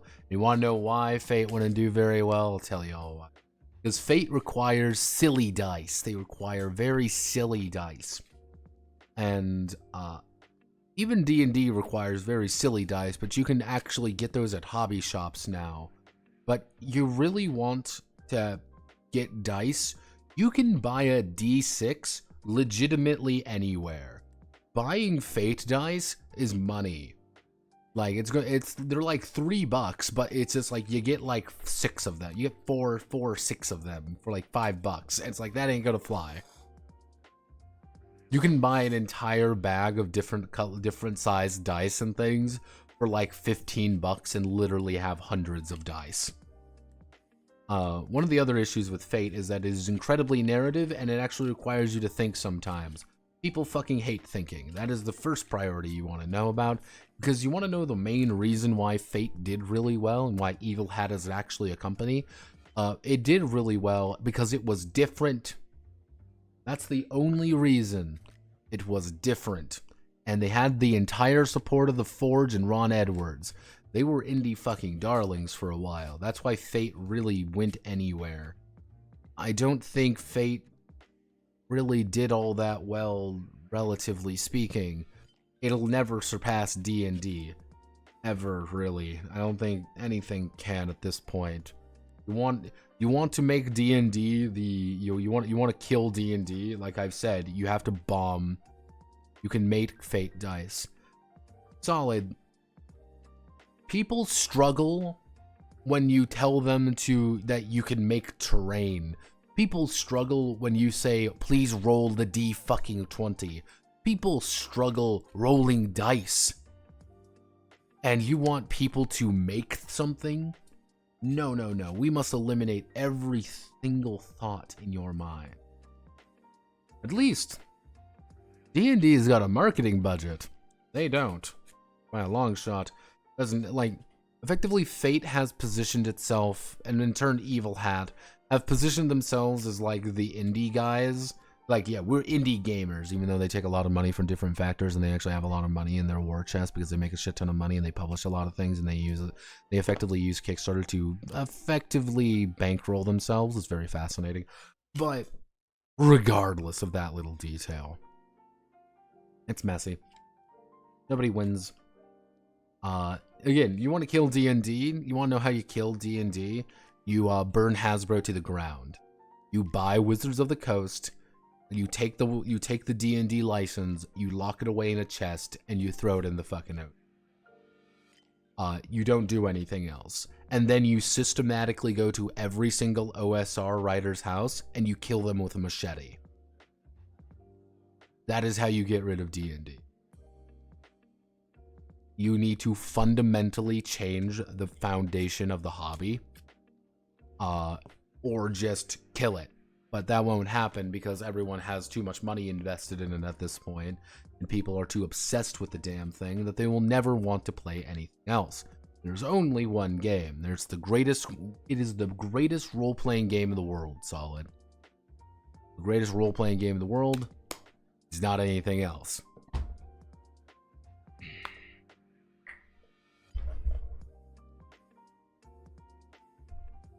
Can I use effectively anything? But the problem is, again, there are more OSR developers than there are fucking stains, and you will never get rid of them. That's the thing. You will never actually get rid of. You will never actually get rid of any of those guys. That's kind of one of the larger.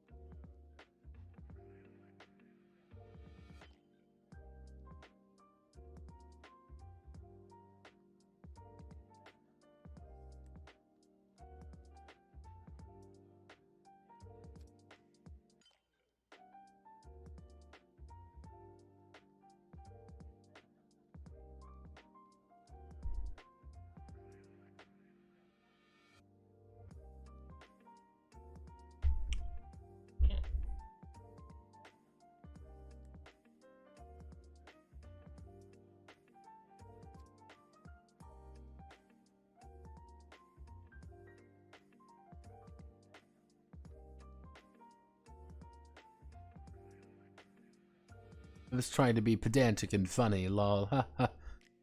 Yeah, after seeing the thing is, like, I see a lot of like, oh well, this game is going to be the thing that dethrones D&D, and then it's forgotten with it.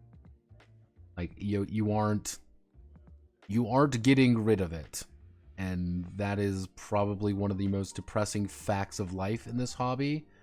And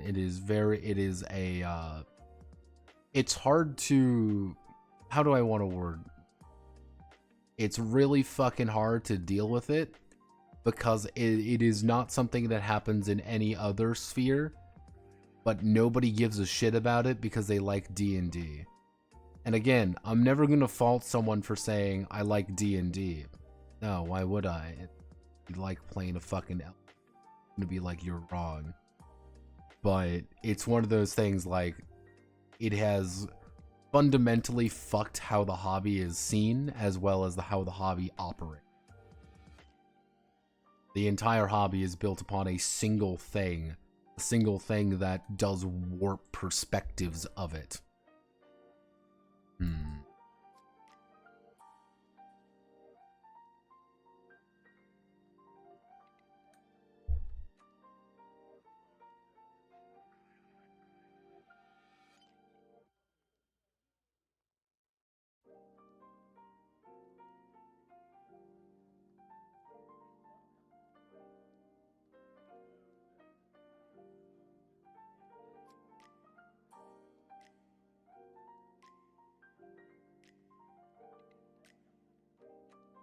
Don't play a different fucking game for love, because people do not understand that there are other games. Like that's the problem. Like, they fundamentally do not understand that there are other games, and they don't want to understand. That's not the point. They've been conditioned to say this is the only game really out there. And because the thing is, like, D&D is not easy to run. Like, it does take a lot of effort to run a D&D game. And if you're conditioned, like, every single RPG is D&D fucking 5th edition, then yeah, you don't want to learn another fucking game. You never want to learn another game. But, or it's like, well, I already know D&D, so I'm just going to try to adapt it to be my 1920s gangster adventure or whatever. Oh, well, I already know D&D, so I'm going to try to make it my, you know, science fiction, you know, blast 'em up shooter game. And then it's like, wow, this is awful. Turns out making a thing that's not, you know, making anything else for a game about killing goblins and taking their money is going to be a little bit weird. Oh, weird. Who could have fucking guessed? I'm trying not to be mean, but it is,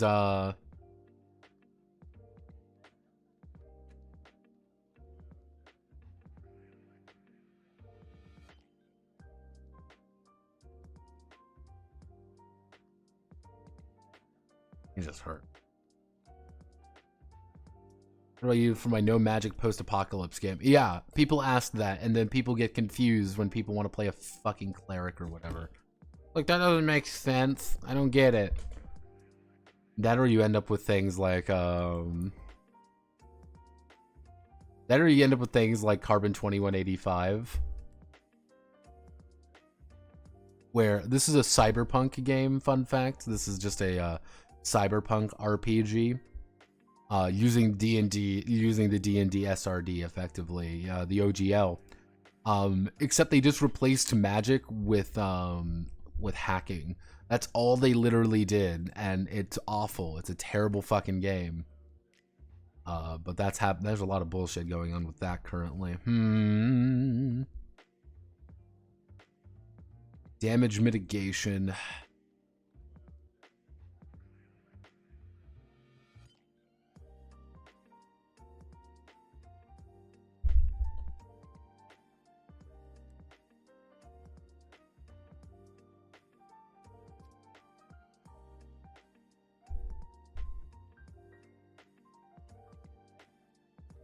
Hello, Nikki.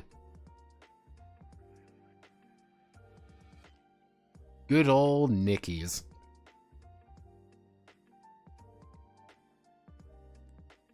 Nikki is one of those games where you also look at, you're like, man, there sure is a lot of plot going on in this game.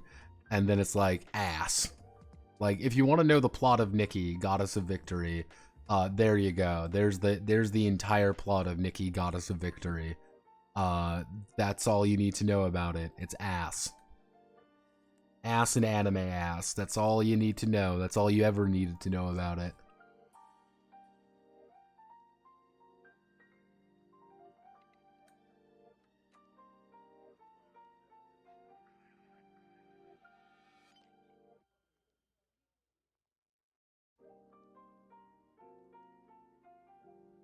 What am I looking at?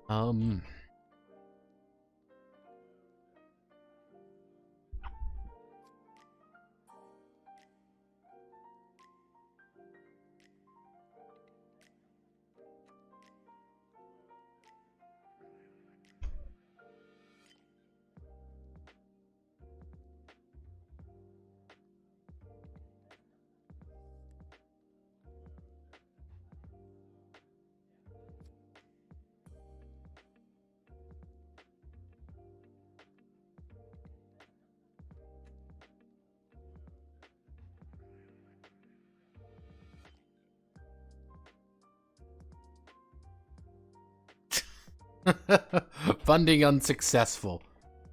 Good start there. That's what I like seeing. I like seeing funding unsuccessful because it was a terrible idea.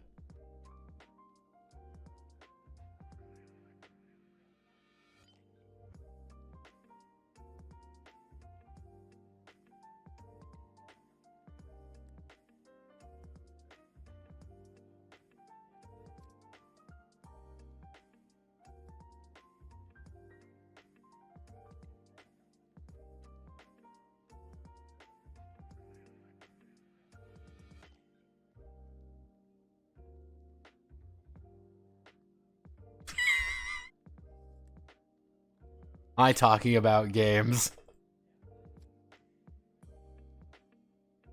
A lot is facing backstories pointing back. Weird shit I saw to advertise organized play D and use 5 except magic classes didn't exist. You're always level 1 and was set in America after zombie-based Armageddon. Yeah, it's shit like that. No, that's not plot, that's backstory. Still better than 3.5. Not a big I do find this funny. Talking about games, he's a Mexican guy. He's really nice, actually. He's a really nice dude. They just took the worst photo possible of him. He looks so out of it. I love it. Let's see. Yeah, no. I've never actually, there's Mildra, no less. Hello, Mildra. We're gonna be talking with you this Saturday. A lot of people talking about this game. I've never heard of this. I've never heard of this company before. So, Black Paper Moon. Actually, I remember you. I remember you and being like, that's kind of weird. Super powered TRPG. No focus, become a hero villain, narrative driven powers, easy 2d6. It's inspired by my hero. Wow, I have a strange and beautiful Death Note inspired game. Death Note inspired game, everyone. Oh. That's interesting. Oh. Oh no. Legendaria. Play by play. Let's Vindicated Entertainment. Oh, wow. Like. Oh. Oh, free 99. The wife. Designed by Vincent Baker, everyone. Oh no, oh no. How can we... Oh, Lord Almighty. Because that's, 10 years Mob Psycho. Like... Subscriber access? You want me to subscribe? Oh. Oh. Oh no, oh no. Doesn't successful. So Black Paper Moon is coming soon.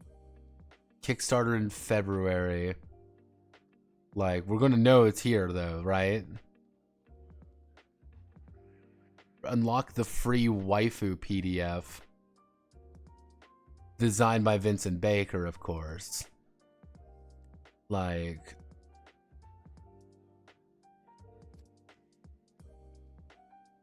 Oh.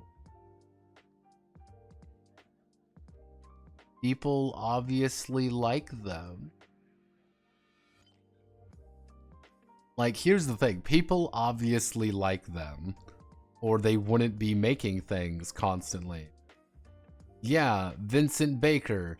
It's just Vincent Baker, I think. Or it's someone who has the Vincent Baker name tied to it. No, it's a completely different Vincent Baker. He is not the literal embodiment of evil himself. That's such an unfortunate name, my man. Okay, I mean, we learned a lot, kids. Very successful people here. Ooh, boy. Boy, oh boy. Let's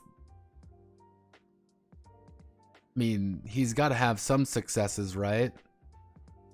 That'd be ridiculous if he didn't have plenty of plethora of successes. Have any of you heard of any of these games? I mean, I'm funding canceled, funding unsuccessful. Like, that's just unsuccessful. But then that was successful. Let's play the game, everybody. Like, this was, tell me more, tell me more, tell me more. $15,000 goal. So you needed a $15,000 goal here. Let's do, it's having a fucking stroke, by the way. Oh, wow, you needed a fifth of what you originally needed. Huh, who would have fucking thought about that? You needed a goddamn fifth of what you needed. You somehow got it. Wowie zowie. That was hype for Paper Moon.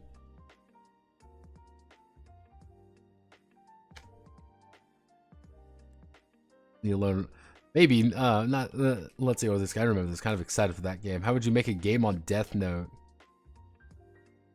Like, if you want to make a game based off Death Note, you are fundamentally making just an investigation RPG. And that investigation RPG has an element of there is a character who has ultimate power. Or do you make a solo RPG with the concept being you have ultimate fucking power and it is a reverse investigation game? That would be the hard part for it, is that, again, Death Note is at its core, it's a noir story. A bunch of cops are trying to hunt down an elusive killer, but they are being helped by the killer to hunt himself down, quote unquote. Oh wow, there's a little bit what's going on here? This is impossible. We can't find him. Where do we go to? We cannot find this man. He's too good at hiding. What do we do? Well, we're gonna bring in this genius effectively to do it. To do it. And again, and L obviously, has his moments, and then at the very end of the series, things happen. I would say there's 3 ways of doing that. 3 ways. The first way is a solo RPG about an investigation trying to cover your own ass. That is the entire premise. And it's, you constantly are, things are constantly boiling down to you getting caught. Someone is on your ass effectively, but you can't just report that. You can't just say no, you can't just do that. But it's like, okay, well, wait, what do I end up doing? Well, I want to do this. Okay, that it's raising suspicion, it's lowering suspicion. There's a variety of different things you can do with that. The second option would be an investigation RPG about finding someone with ultimate power. Effectively, you are the cops in L. Hello, Scribble. You are the cops in L trying to find the other person. GM-less game about that would be option. I wouldn't say option 3. I would say you can still have a GM with it, but it would be kind of this pre-established thing of one player fundamentally has a thing they are trying to hide. You need to hide the fact that you have the Death Note, that you have a tool of ultimate power that you can do things with, and only you, and make it very paranoia filled. Everyone's actions are now being questioned. Everyone's decisions are being questioned. Hey, I'm going to do this. Well, why are you doing this? I think I should go with you, but I don't want you to go with me because I think you're the killer. But no, I think you're the killer. And just have people, like, break apart. Blue plus paranoia plus king of the kingdom. Unironically, what I would probably end up doing is hosting the game entirely on, like, a Discord or something. Pretty much say, like, hey, no, if you want to type OOC, pretty much link everybody together and just have that disconnect of actually being able to communicate with somebody. And if someone's away for a while, are they away or are they fucking with you? And it's like the mystery is always there, and you have the ability to DM, direct message the GM at any time, and without other players knowing. You never know what I miss. Me staring at this. We managed to get skills done. Skills are in a good place. I know how they're going to work. D100, very easy. We've got 20 skills spread across civics, science, technical, physical, and drill. A little bit wonky on drill, but it should work the way I want to. Tag 3 skills for bonus points, very simple idea there. I've limited it down to 2 things for combat. Scrumblo. We've got 2 options. Option A, passive defender. The entire concept is build your defense up. Get behind cover, wear better armor, do things to make sure that the enemy has a difficulty hitting you. You are trying your best to build your defense, so when they take their 2d10 and they go clickety-clack and roll, they roll under your defense, that they miss you. Multiple people can be shooting at you, but they want to miss you. On the other hand, we have guaranteed damage, which is all about damage mitigation. You are behind full cover. They are not going to roll to hit necessarily. They're rolling to see how well they hit. They roll, they say, hey, it's like, okay, let's roll. And they rolled a 10, they rolled a 13. They consult their little thing or something like that. And suddenly suddenly it's like, hey, you're going to take 10 damage. Because it's pretty much an auto hit, but it's like, but you're behind cover, so you've mitigated X amount of damage. It's about damage mitigation more than anything. Easiest is passive defense. That's kind of the thing. I'm kind of going back and forth on it because it seems like that's the easiest way to do things, and I'm scared.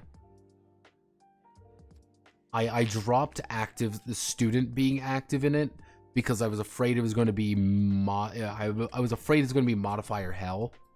The only thing I'm scared with passive defender, the only thing I'm really scared about of it, that players are going to want to pop a squat behind cover and never leave.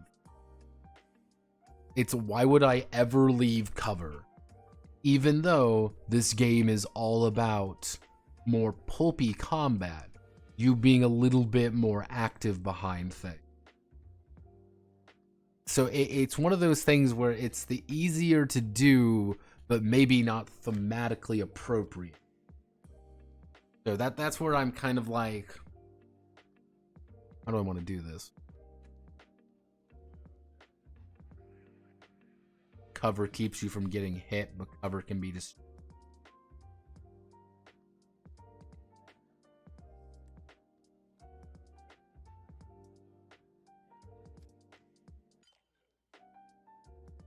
See, I don't want to do cover autism because again, this is pulpy. It's that's kind of where things started getting a little bit wonky. It's like, oh well, you're behind medium cover, but the medium cover is now defense 3, and because it's defense 3, is like, oh, it's like you're behind concrete wall. If you're behind a concrete wall, and now suddenly that has like a DR value. What the DR value is? Are you taking even damage on that? Or are you not? So it's like, that doesn't seem like something isn't adding up there, and I don't know what it is. Because again, this is the entire game rests upon this. That's, I think, the thing that's driving me nuts. The food cart you were hiding behind gets blown up. Yes, but there's a problem. Not everything is going to be a food cart. Not everything is going to be as destruction prone. Unless we use cover more ablatively.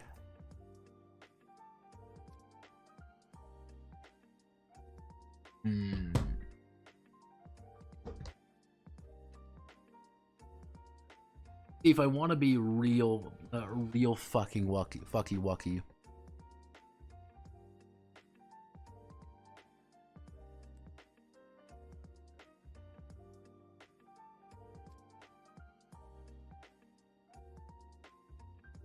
I don't want to do narrative shit like that, Scribble, because like it's gonna feel weird. Because again, oh, your legs are trapped under it now because of reasons. Oh, well, you take shrapnel damage for it. Well, he didn't take shrapnel damage. Well, because I felt like it. So yeah, I'm not doing that. It's pulpy combat. It is kick down the door, bang, bang, bang, bang, bang, bang, bang, bang, bang, bang, bang, bang, bang, bang, bang, bang, bang.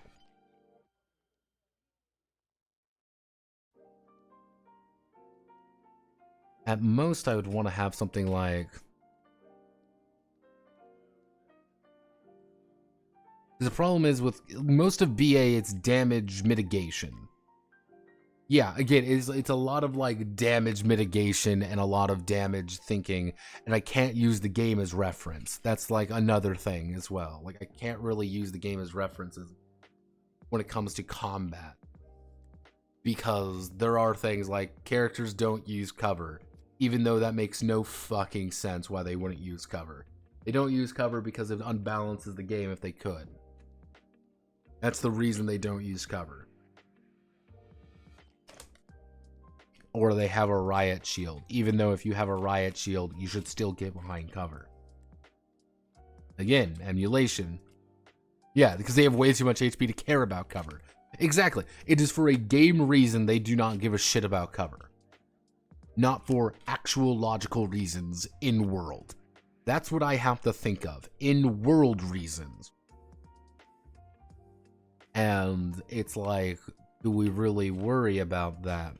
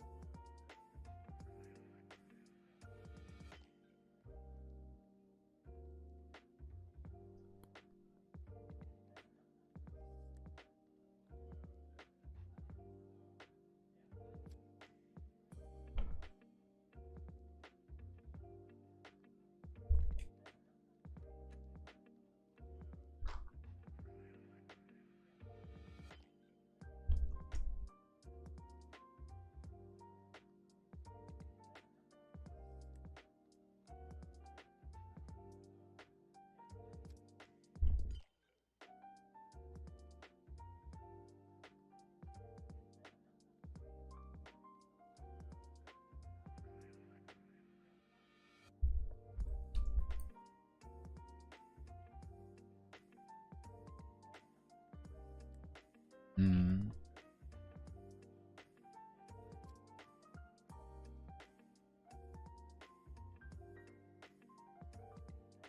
Hmm.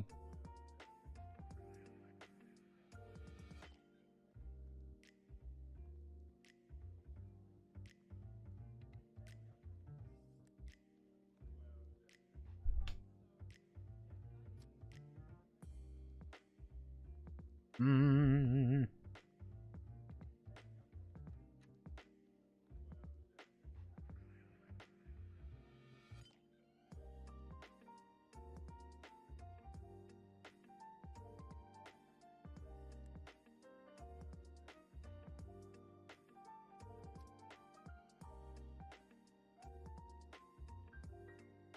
Hmm.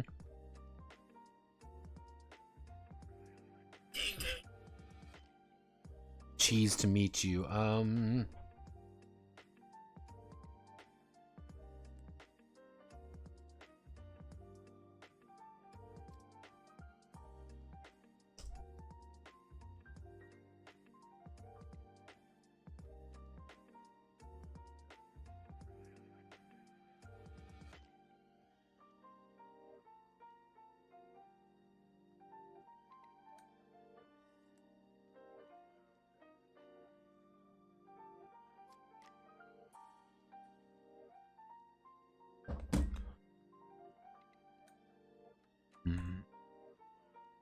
Simple and just saying cover only works for X round with better cover working for longer, and cover no longer doesn't matter. Destruction could just be getting flanked, enemy finding an angle over. Hmm.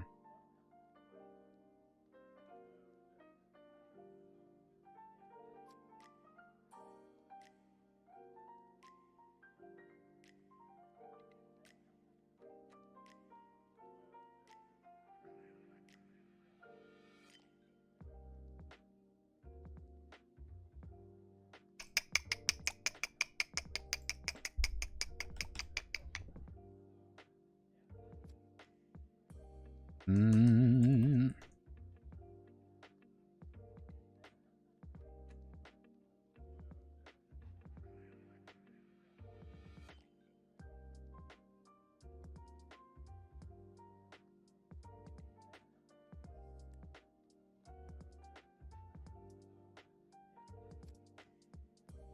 Mm.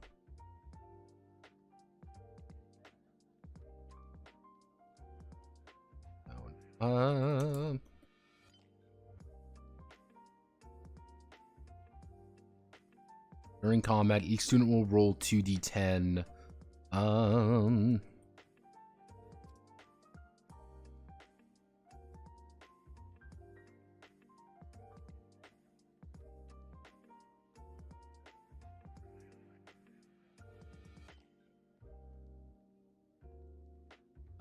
Against their weapons range, they will either miss. Let's see, they will either miss, which is just fuck up the roll. They will either miss, hit, crit. Crit, dealing X or X plus Y damage to the target. The target will reduce damage by their current cover. Reduce damage by their current cover. And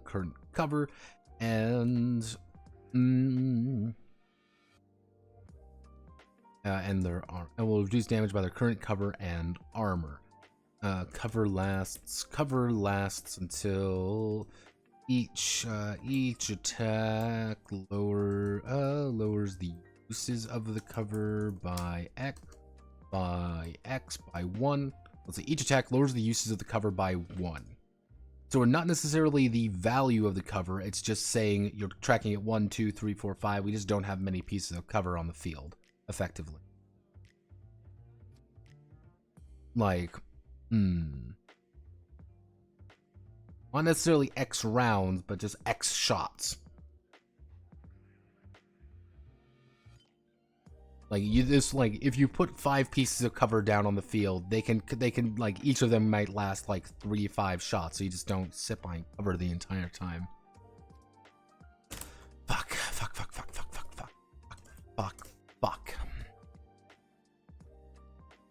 This shouldn't be difficult, but I can't see it. I can see it in my head. How this game plays.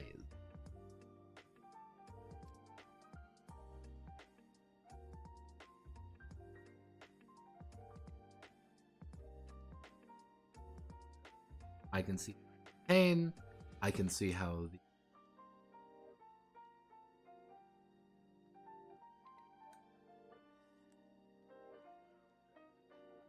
I can see the campaign. I can see what you need to roll when you need to make a skill check. I cannot see how fucking combat works. I can see it physically. I can see it up here. Kinetic.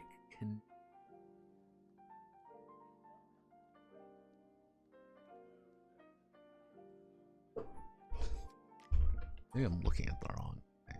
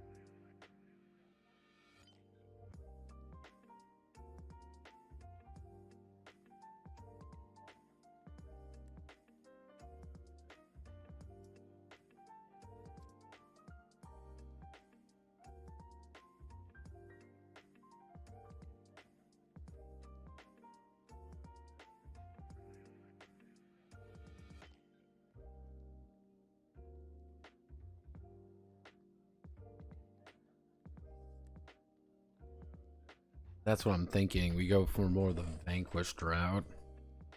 where the faster you're going, you need to do something, but that doesn't work. Fuck.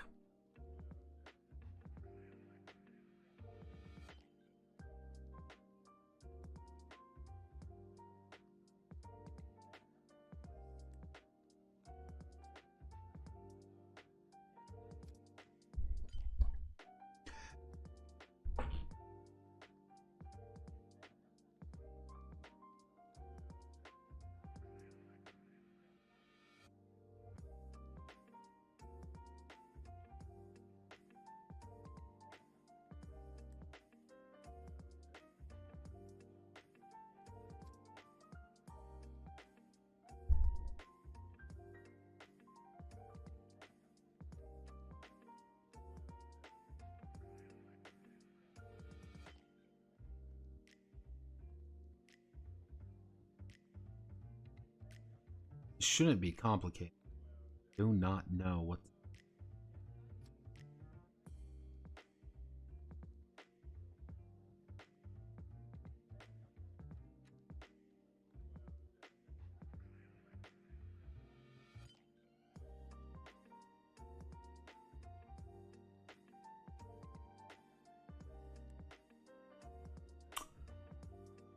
Ignoring cover. Let's ignore cover. Okay? We ignore cover. Cover isn't real. We can't stand behind anything. We are in an open field. I am over here. You are over there. I have my gun out. I am going to shoot you. I'm going to fucking pop you in the fucking head with a fucking gun. Gun up. Aiming perfect. Aiming just right. What occurs? What do I need to roll? Passive defense says roll 2d10 versus their defense rating. We'll say it's a base of 5. We go rolla, rolla, rolla, rolla, rolla, roll. I rolled an 11. Bang! I've hit you. I deal damage. Guaranteed damage says there is no extenuating factor. I'm gonna roll for the severity of my hit. I rolled a pretty severe hit. I rolled a 9 plus a 7 for 16. I rolled a pretty severe fucking hit. Bang. I deal a lot more damage than I normally would. Oof, ow, big bam, kabow. I've dealt damage to you.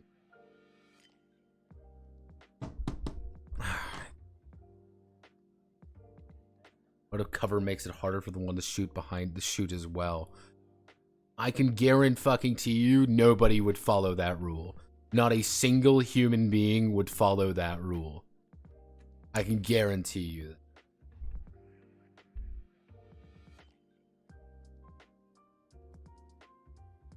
I gotta fucking record tonight. God damn it.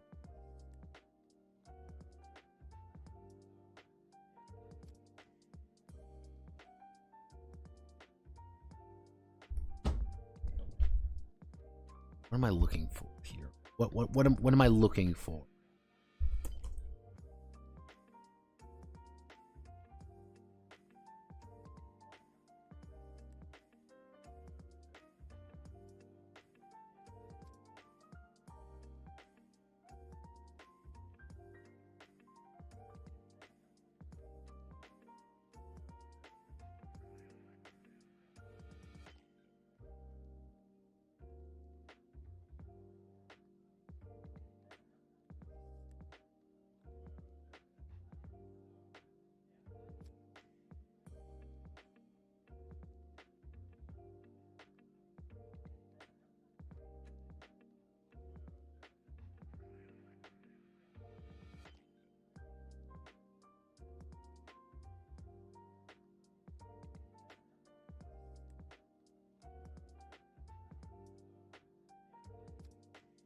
Mm-hmm.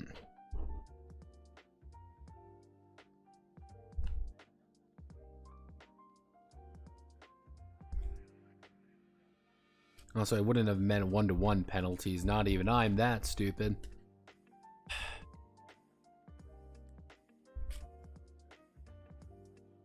I'm going to grab something to drink and I will mull for another half hour, maybe.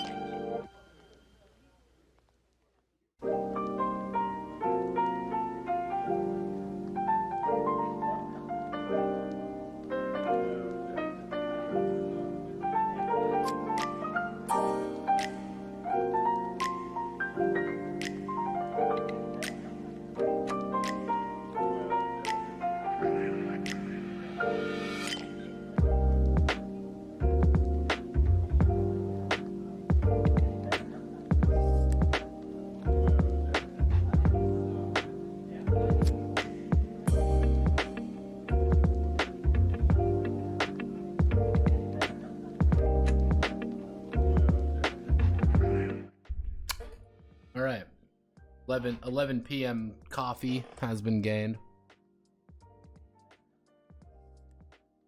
So let's think about this from a different angle. Let's think about this from a completely different angle. How do maybe I'm looking at this wrong. Maybe I need to look at this from a different angle entirely. Like, running into combat, I have to...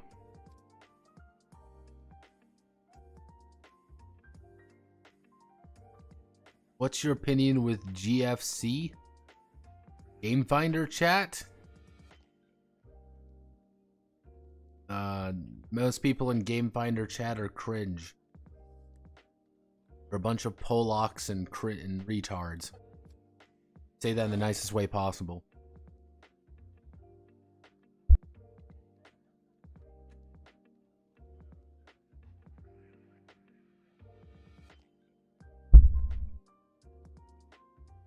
Yeah, don't go there. It is full of literal like brain tumors there. Nothing good comes out of GFC.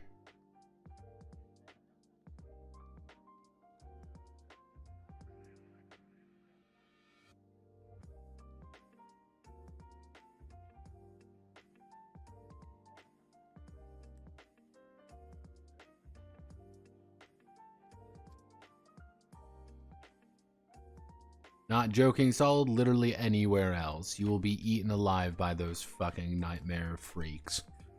I would say one of the ERP places, but, no.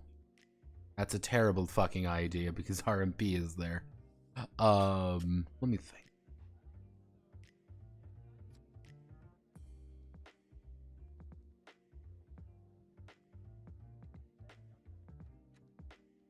Maybe I need to think less Western, and maybe I need to think more Eastern.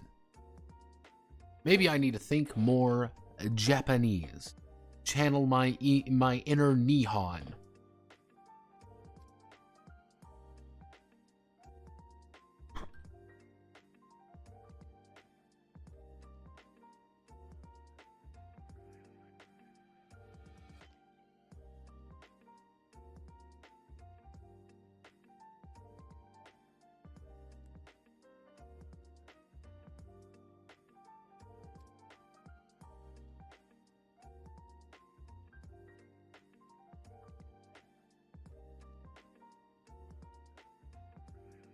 My Nihongo English. Oh ho ho.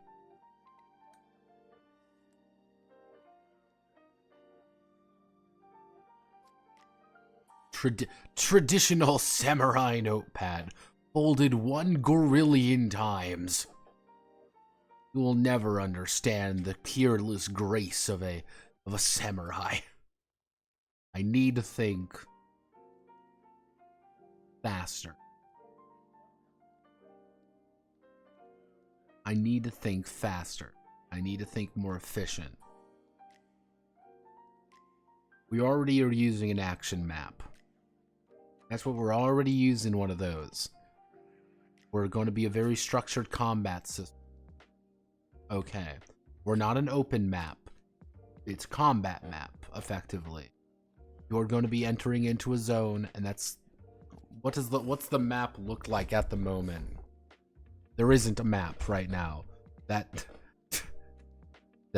There is not. All I know is an action map system, ? Currently speaking, if you were to put a gun to my head, it would look something like the Necronica map.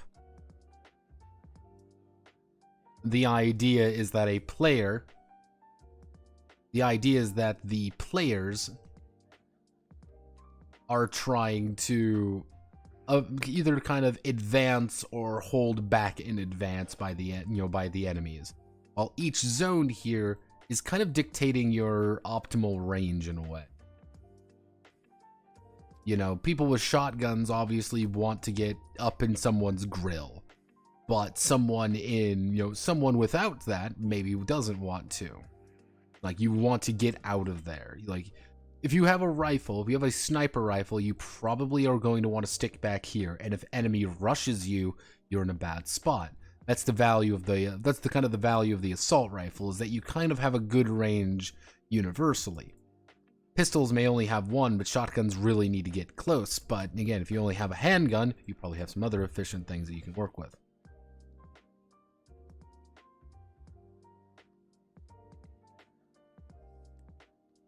Let's see, then just have cover be a zone on the action map. See, problem is the action map's too big. Unless I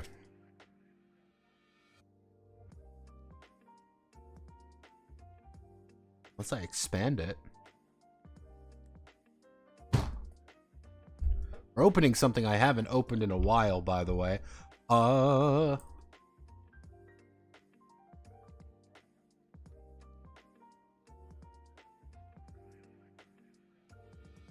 Something I didn't plan on opening anytime soon, either.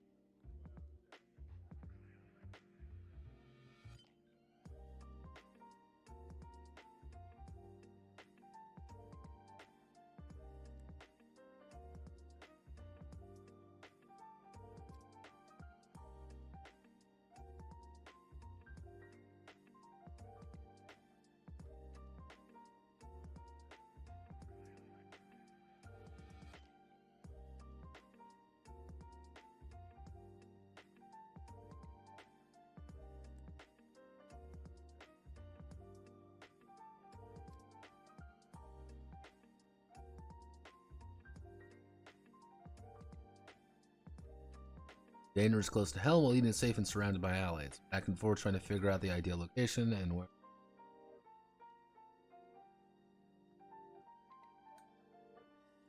Various reasons, but we want to amplify the enemy.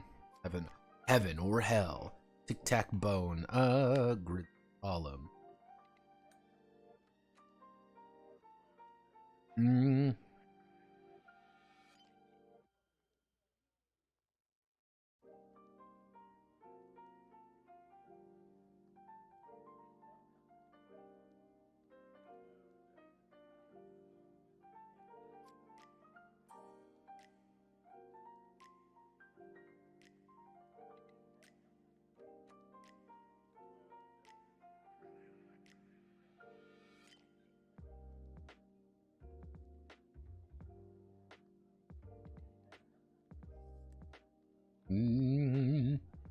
Bonobo dolls.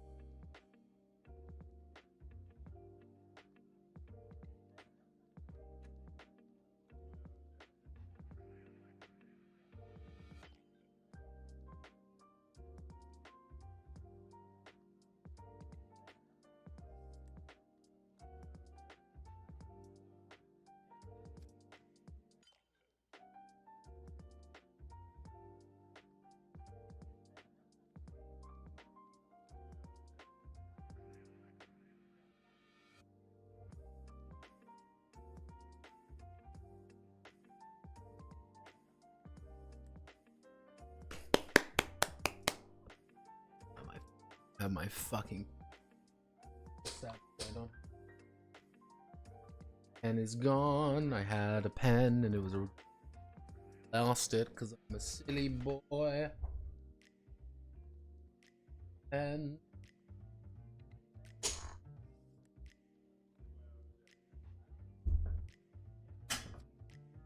I had this nice pen connected to my little notebook.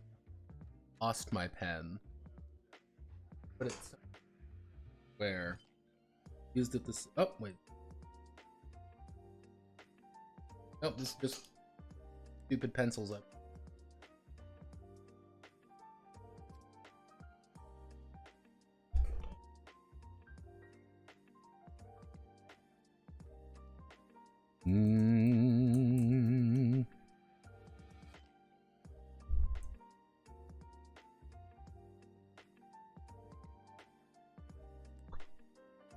And we do buy a 6x3 grid, we just limit the amount of cover. We limit the amount of cover, and if we...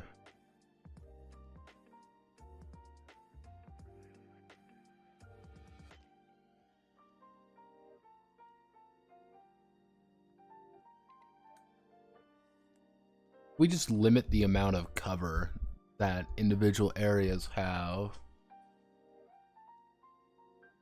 It could also make certain actions and certain skills a little bit more useful, because it could be like target everyone within 3 zones, so it would be look something. But if we take this idea, like,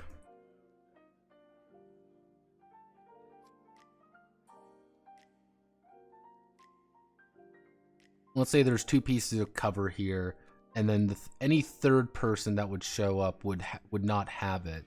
So it would effectively be who, you know, first come, first serve for cover. You know, it's like you would have to announce you're entering cover and being like, yeah, okay, we have 3 pieces of cover here. Actually, it's just like, let's say we have 2 pieces of cover here and we both enter the zone. One of us can declare that we're going here, one of us can declare we're going there. Well, the person kind of in the middle is kind of looking like a goober for a moment because he can't go anywhere because he's now stuck there. While, you know, enemy McKilljoy over here, yeah, with a fucking gun is going to be going bang bang bang. But we can say, we can be more along the idea that it absorbs damage.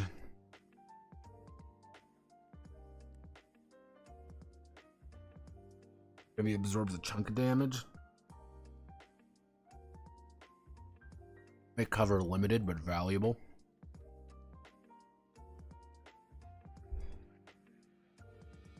Real heavy cover is not really a thing. Like, real heavy cover is going to be valuable. You are in real fucking heavy cover. That is not going anywhere. How do we break through it, though? How do we hit you with that heavy cover? Maybe we just apply DR to it. Maybe it's just damage reduction. And if just regardless if we hit it, the damage reduction goes down? That doesn't seem right. Fuck me, we are at square fucking one again.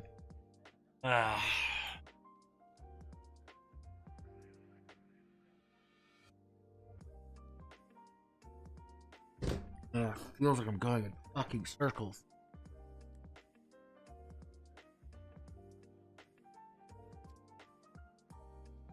Looking at this wrong.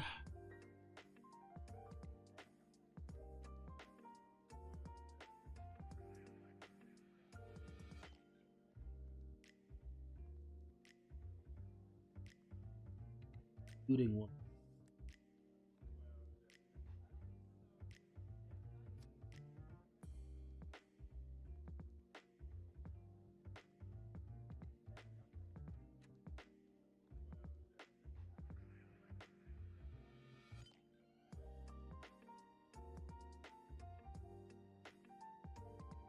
Because the issue is this. This is the thing that's currently going on. This This system is simple. This is really fucking easy to do. But the problem is it clashes with this. It fundamentally clashes with the idea of pulp combat. This does not clash. But I have no way of making it work. But it doesn't work. So what I need to do is find some way to make this work here. Or make this fucking function.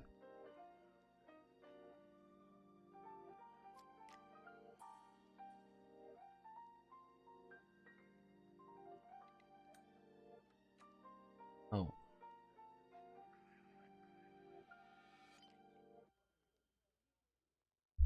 See, the easy answer there would be a skill to create cover.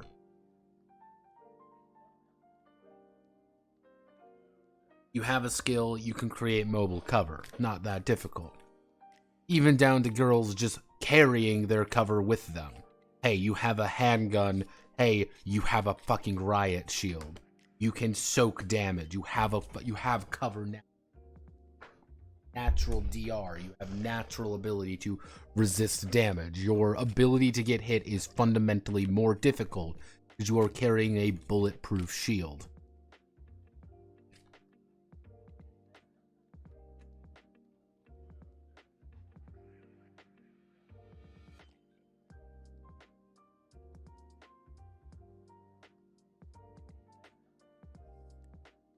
How do you create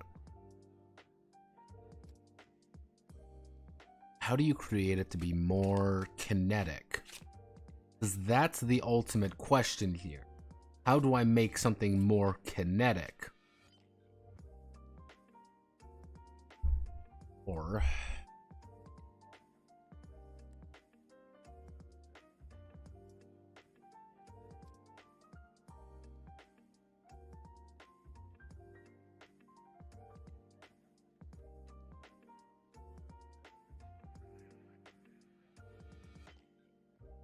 go back to the fucking active student idea and just deal with modifiers for days. I can't even say like, oh, I'm just going to consult this because I don't even know what to fucking look at. Like, that's the thing here, because I don't know what to even look at. Like,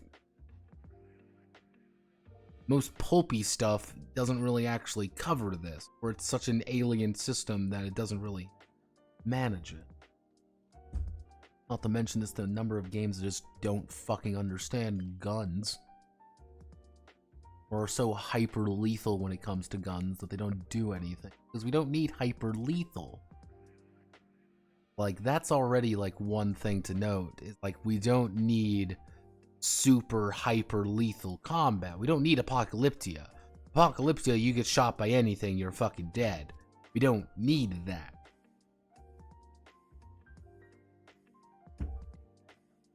We just need guns to feel right.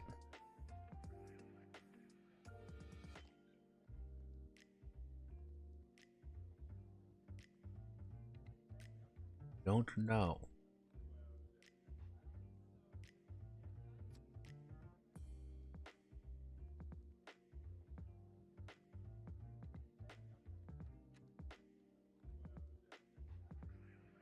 What's the issue with guaranteed action? The issue currently with guaranteed action is, what the fuck do you do? Because it would be almost entirely based around the concept of mitigation. Cover wouldn't actually be... Being in cover does not actually mean you are, like, harder to hit or anything like that. It just means you are reducing damage down. You know, using kind of like a very basic situation of like, there's someone standing in the middle of the plaza, there's someone in cover. Shooting the girl in the plaza is going to be a hell of a lot easier because you're going to do max damage to her. You just hold down the button and, you hold down the trigger and she's going to get lit the fuck up. However, the girl in cover is, you may be shooting at her, you may be hitting her, but you may be doing minimal damage until you start flanking, until you start moving in on her a little bit.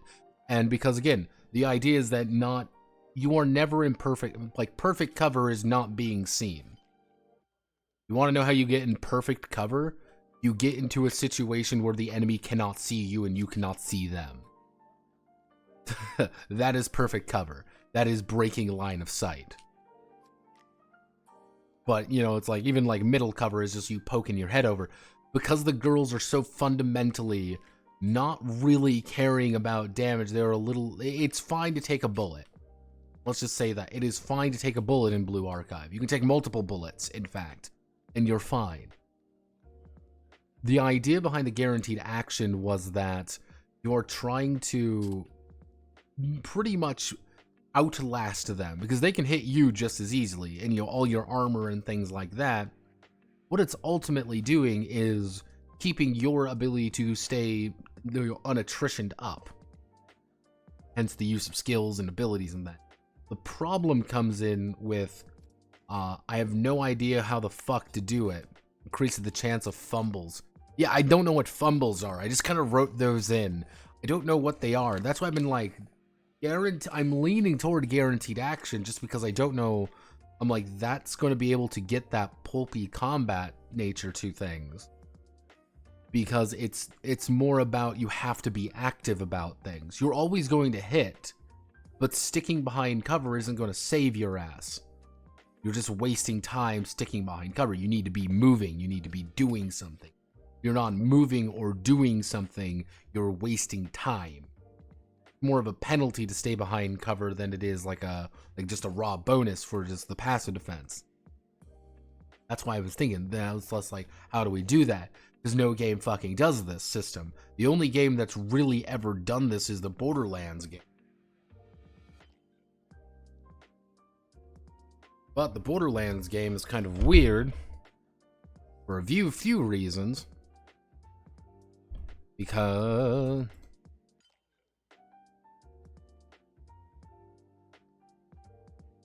they have these gun cards. Let me see if I can find a gun card. Yeah, they have these gun cards. Where, like, anytime you are rolling to hit, pretty much, or if you are within range, if you are rolling to hit, you're gonna take your D-fucking-20, you're gonna roll. And it's like, oh, I rolled a 12. Because I rolled a 12, I'm gonna roll 2 normal dice, and I'm gonna roll a crit dice. So you're, at this point, it's going to be D6 or what, you know, per 2d6 per. So he's rolling 4d6 damage plus d12. 46 plus d12. That's all he's doing. That is the amount of damage he is doing with this example gun right here. And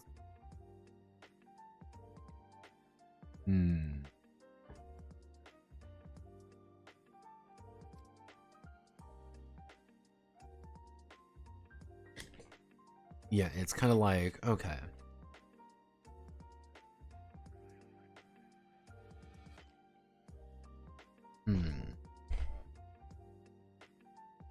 Because if you roll a 1, that's the only way to really miss in Borderlands. You roll a 1 on a d20.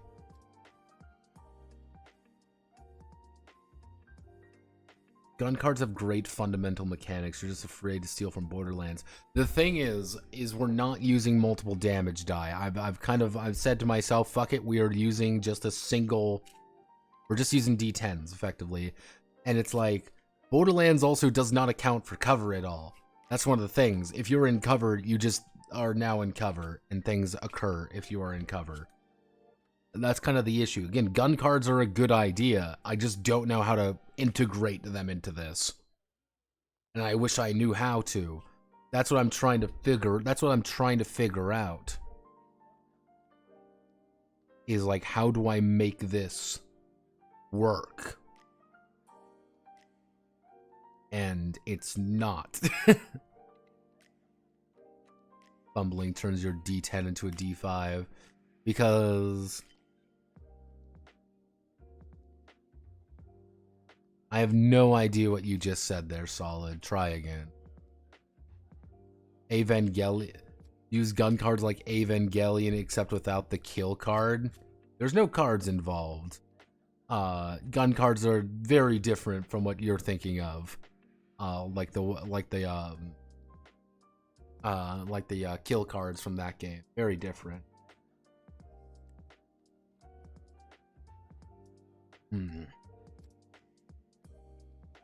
Well, if we do set damage, let's think about this.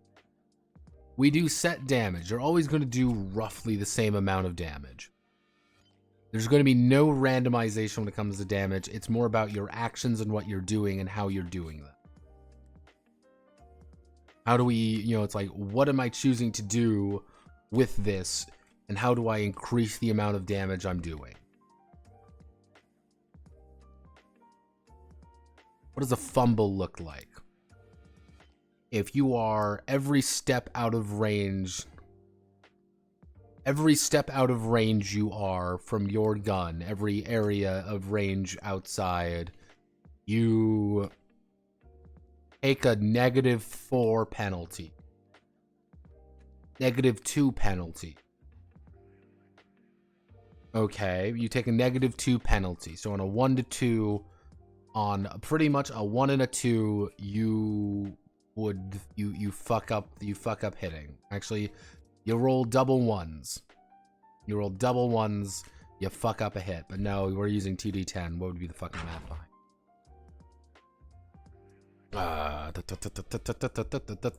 Any dice, any dice, any dice, any dice.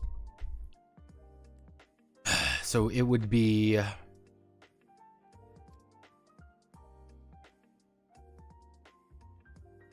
2, 3, 4. You miss, so you'd have a 6% chance of missing. You roll your dice. You completely fuck up. You roll effectively 2, 3, 4. You roll a 1, 2, 1, 1, 2, 1, 2, or 2, 2. You just roll double ones. And you just completely skull fuck it.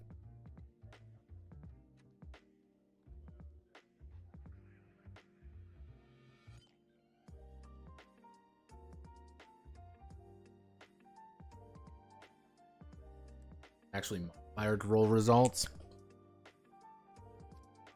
Well, the thing is, if we do the idea of like, oh, changing target numbers, the thing is there, why I'm thinking of like if you're out of range, you're taking just a penalty because it's more likely that you're going to fail.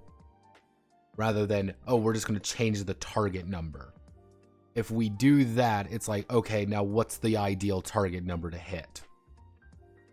Like, okay, if you are within range, it's 10. If you're far, it's...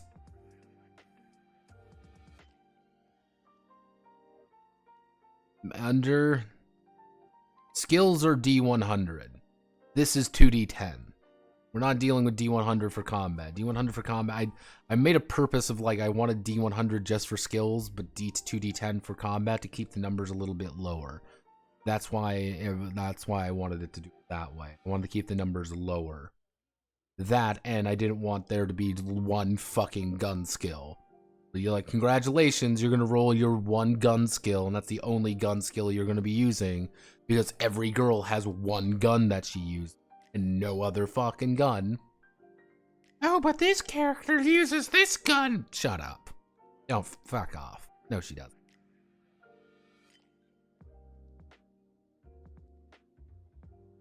I'm thinking penalties wouldn't be bad, but they would be really avoided.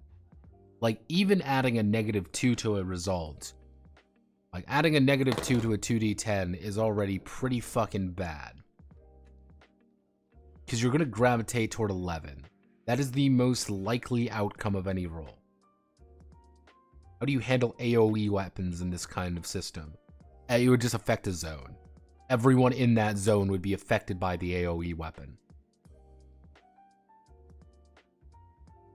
Most likely, things like a grenade. If you were to get a grenade and throw it at the enemy, I would either say they're going to need to make, maybe there's a save system. Maybe we add that in.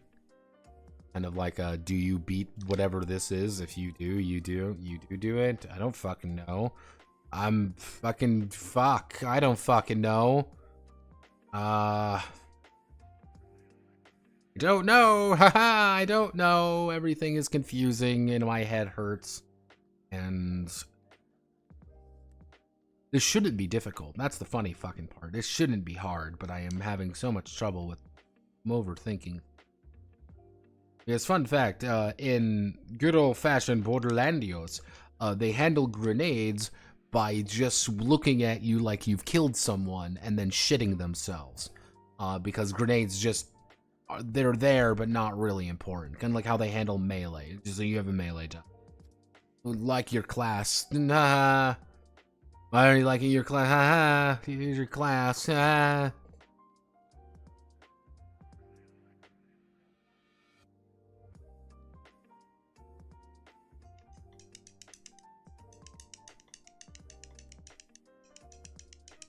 I don't know. I don't fucking know.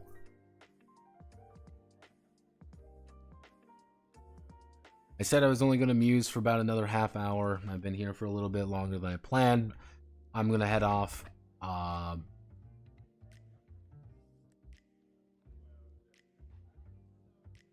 don't like Call of Duty, except everyone has super armor. Call of Duty time to kill is really short. Unless you mean like campaign Call of Duty where you just store everyone. I'm just gonna bugger off, I guess, and just think. I wanted to start Blue Archive on Friday because I'm like, oh, everything's already done. I should be fine, but this is clearly not good. I don't fucking know, and it's infuriating.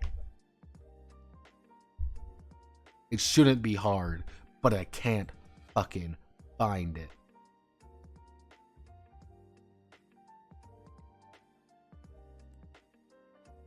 Feels like there is an answer, and I don't know what it is. If I can find that answer, I'm fine. But it's not there.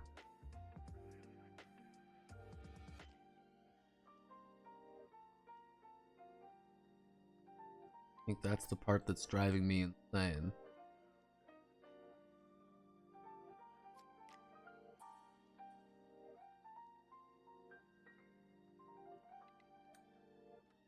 Alright, goodbye.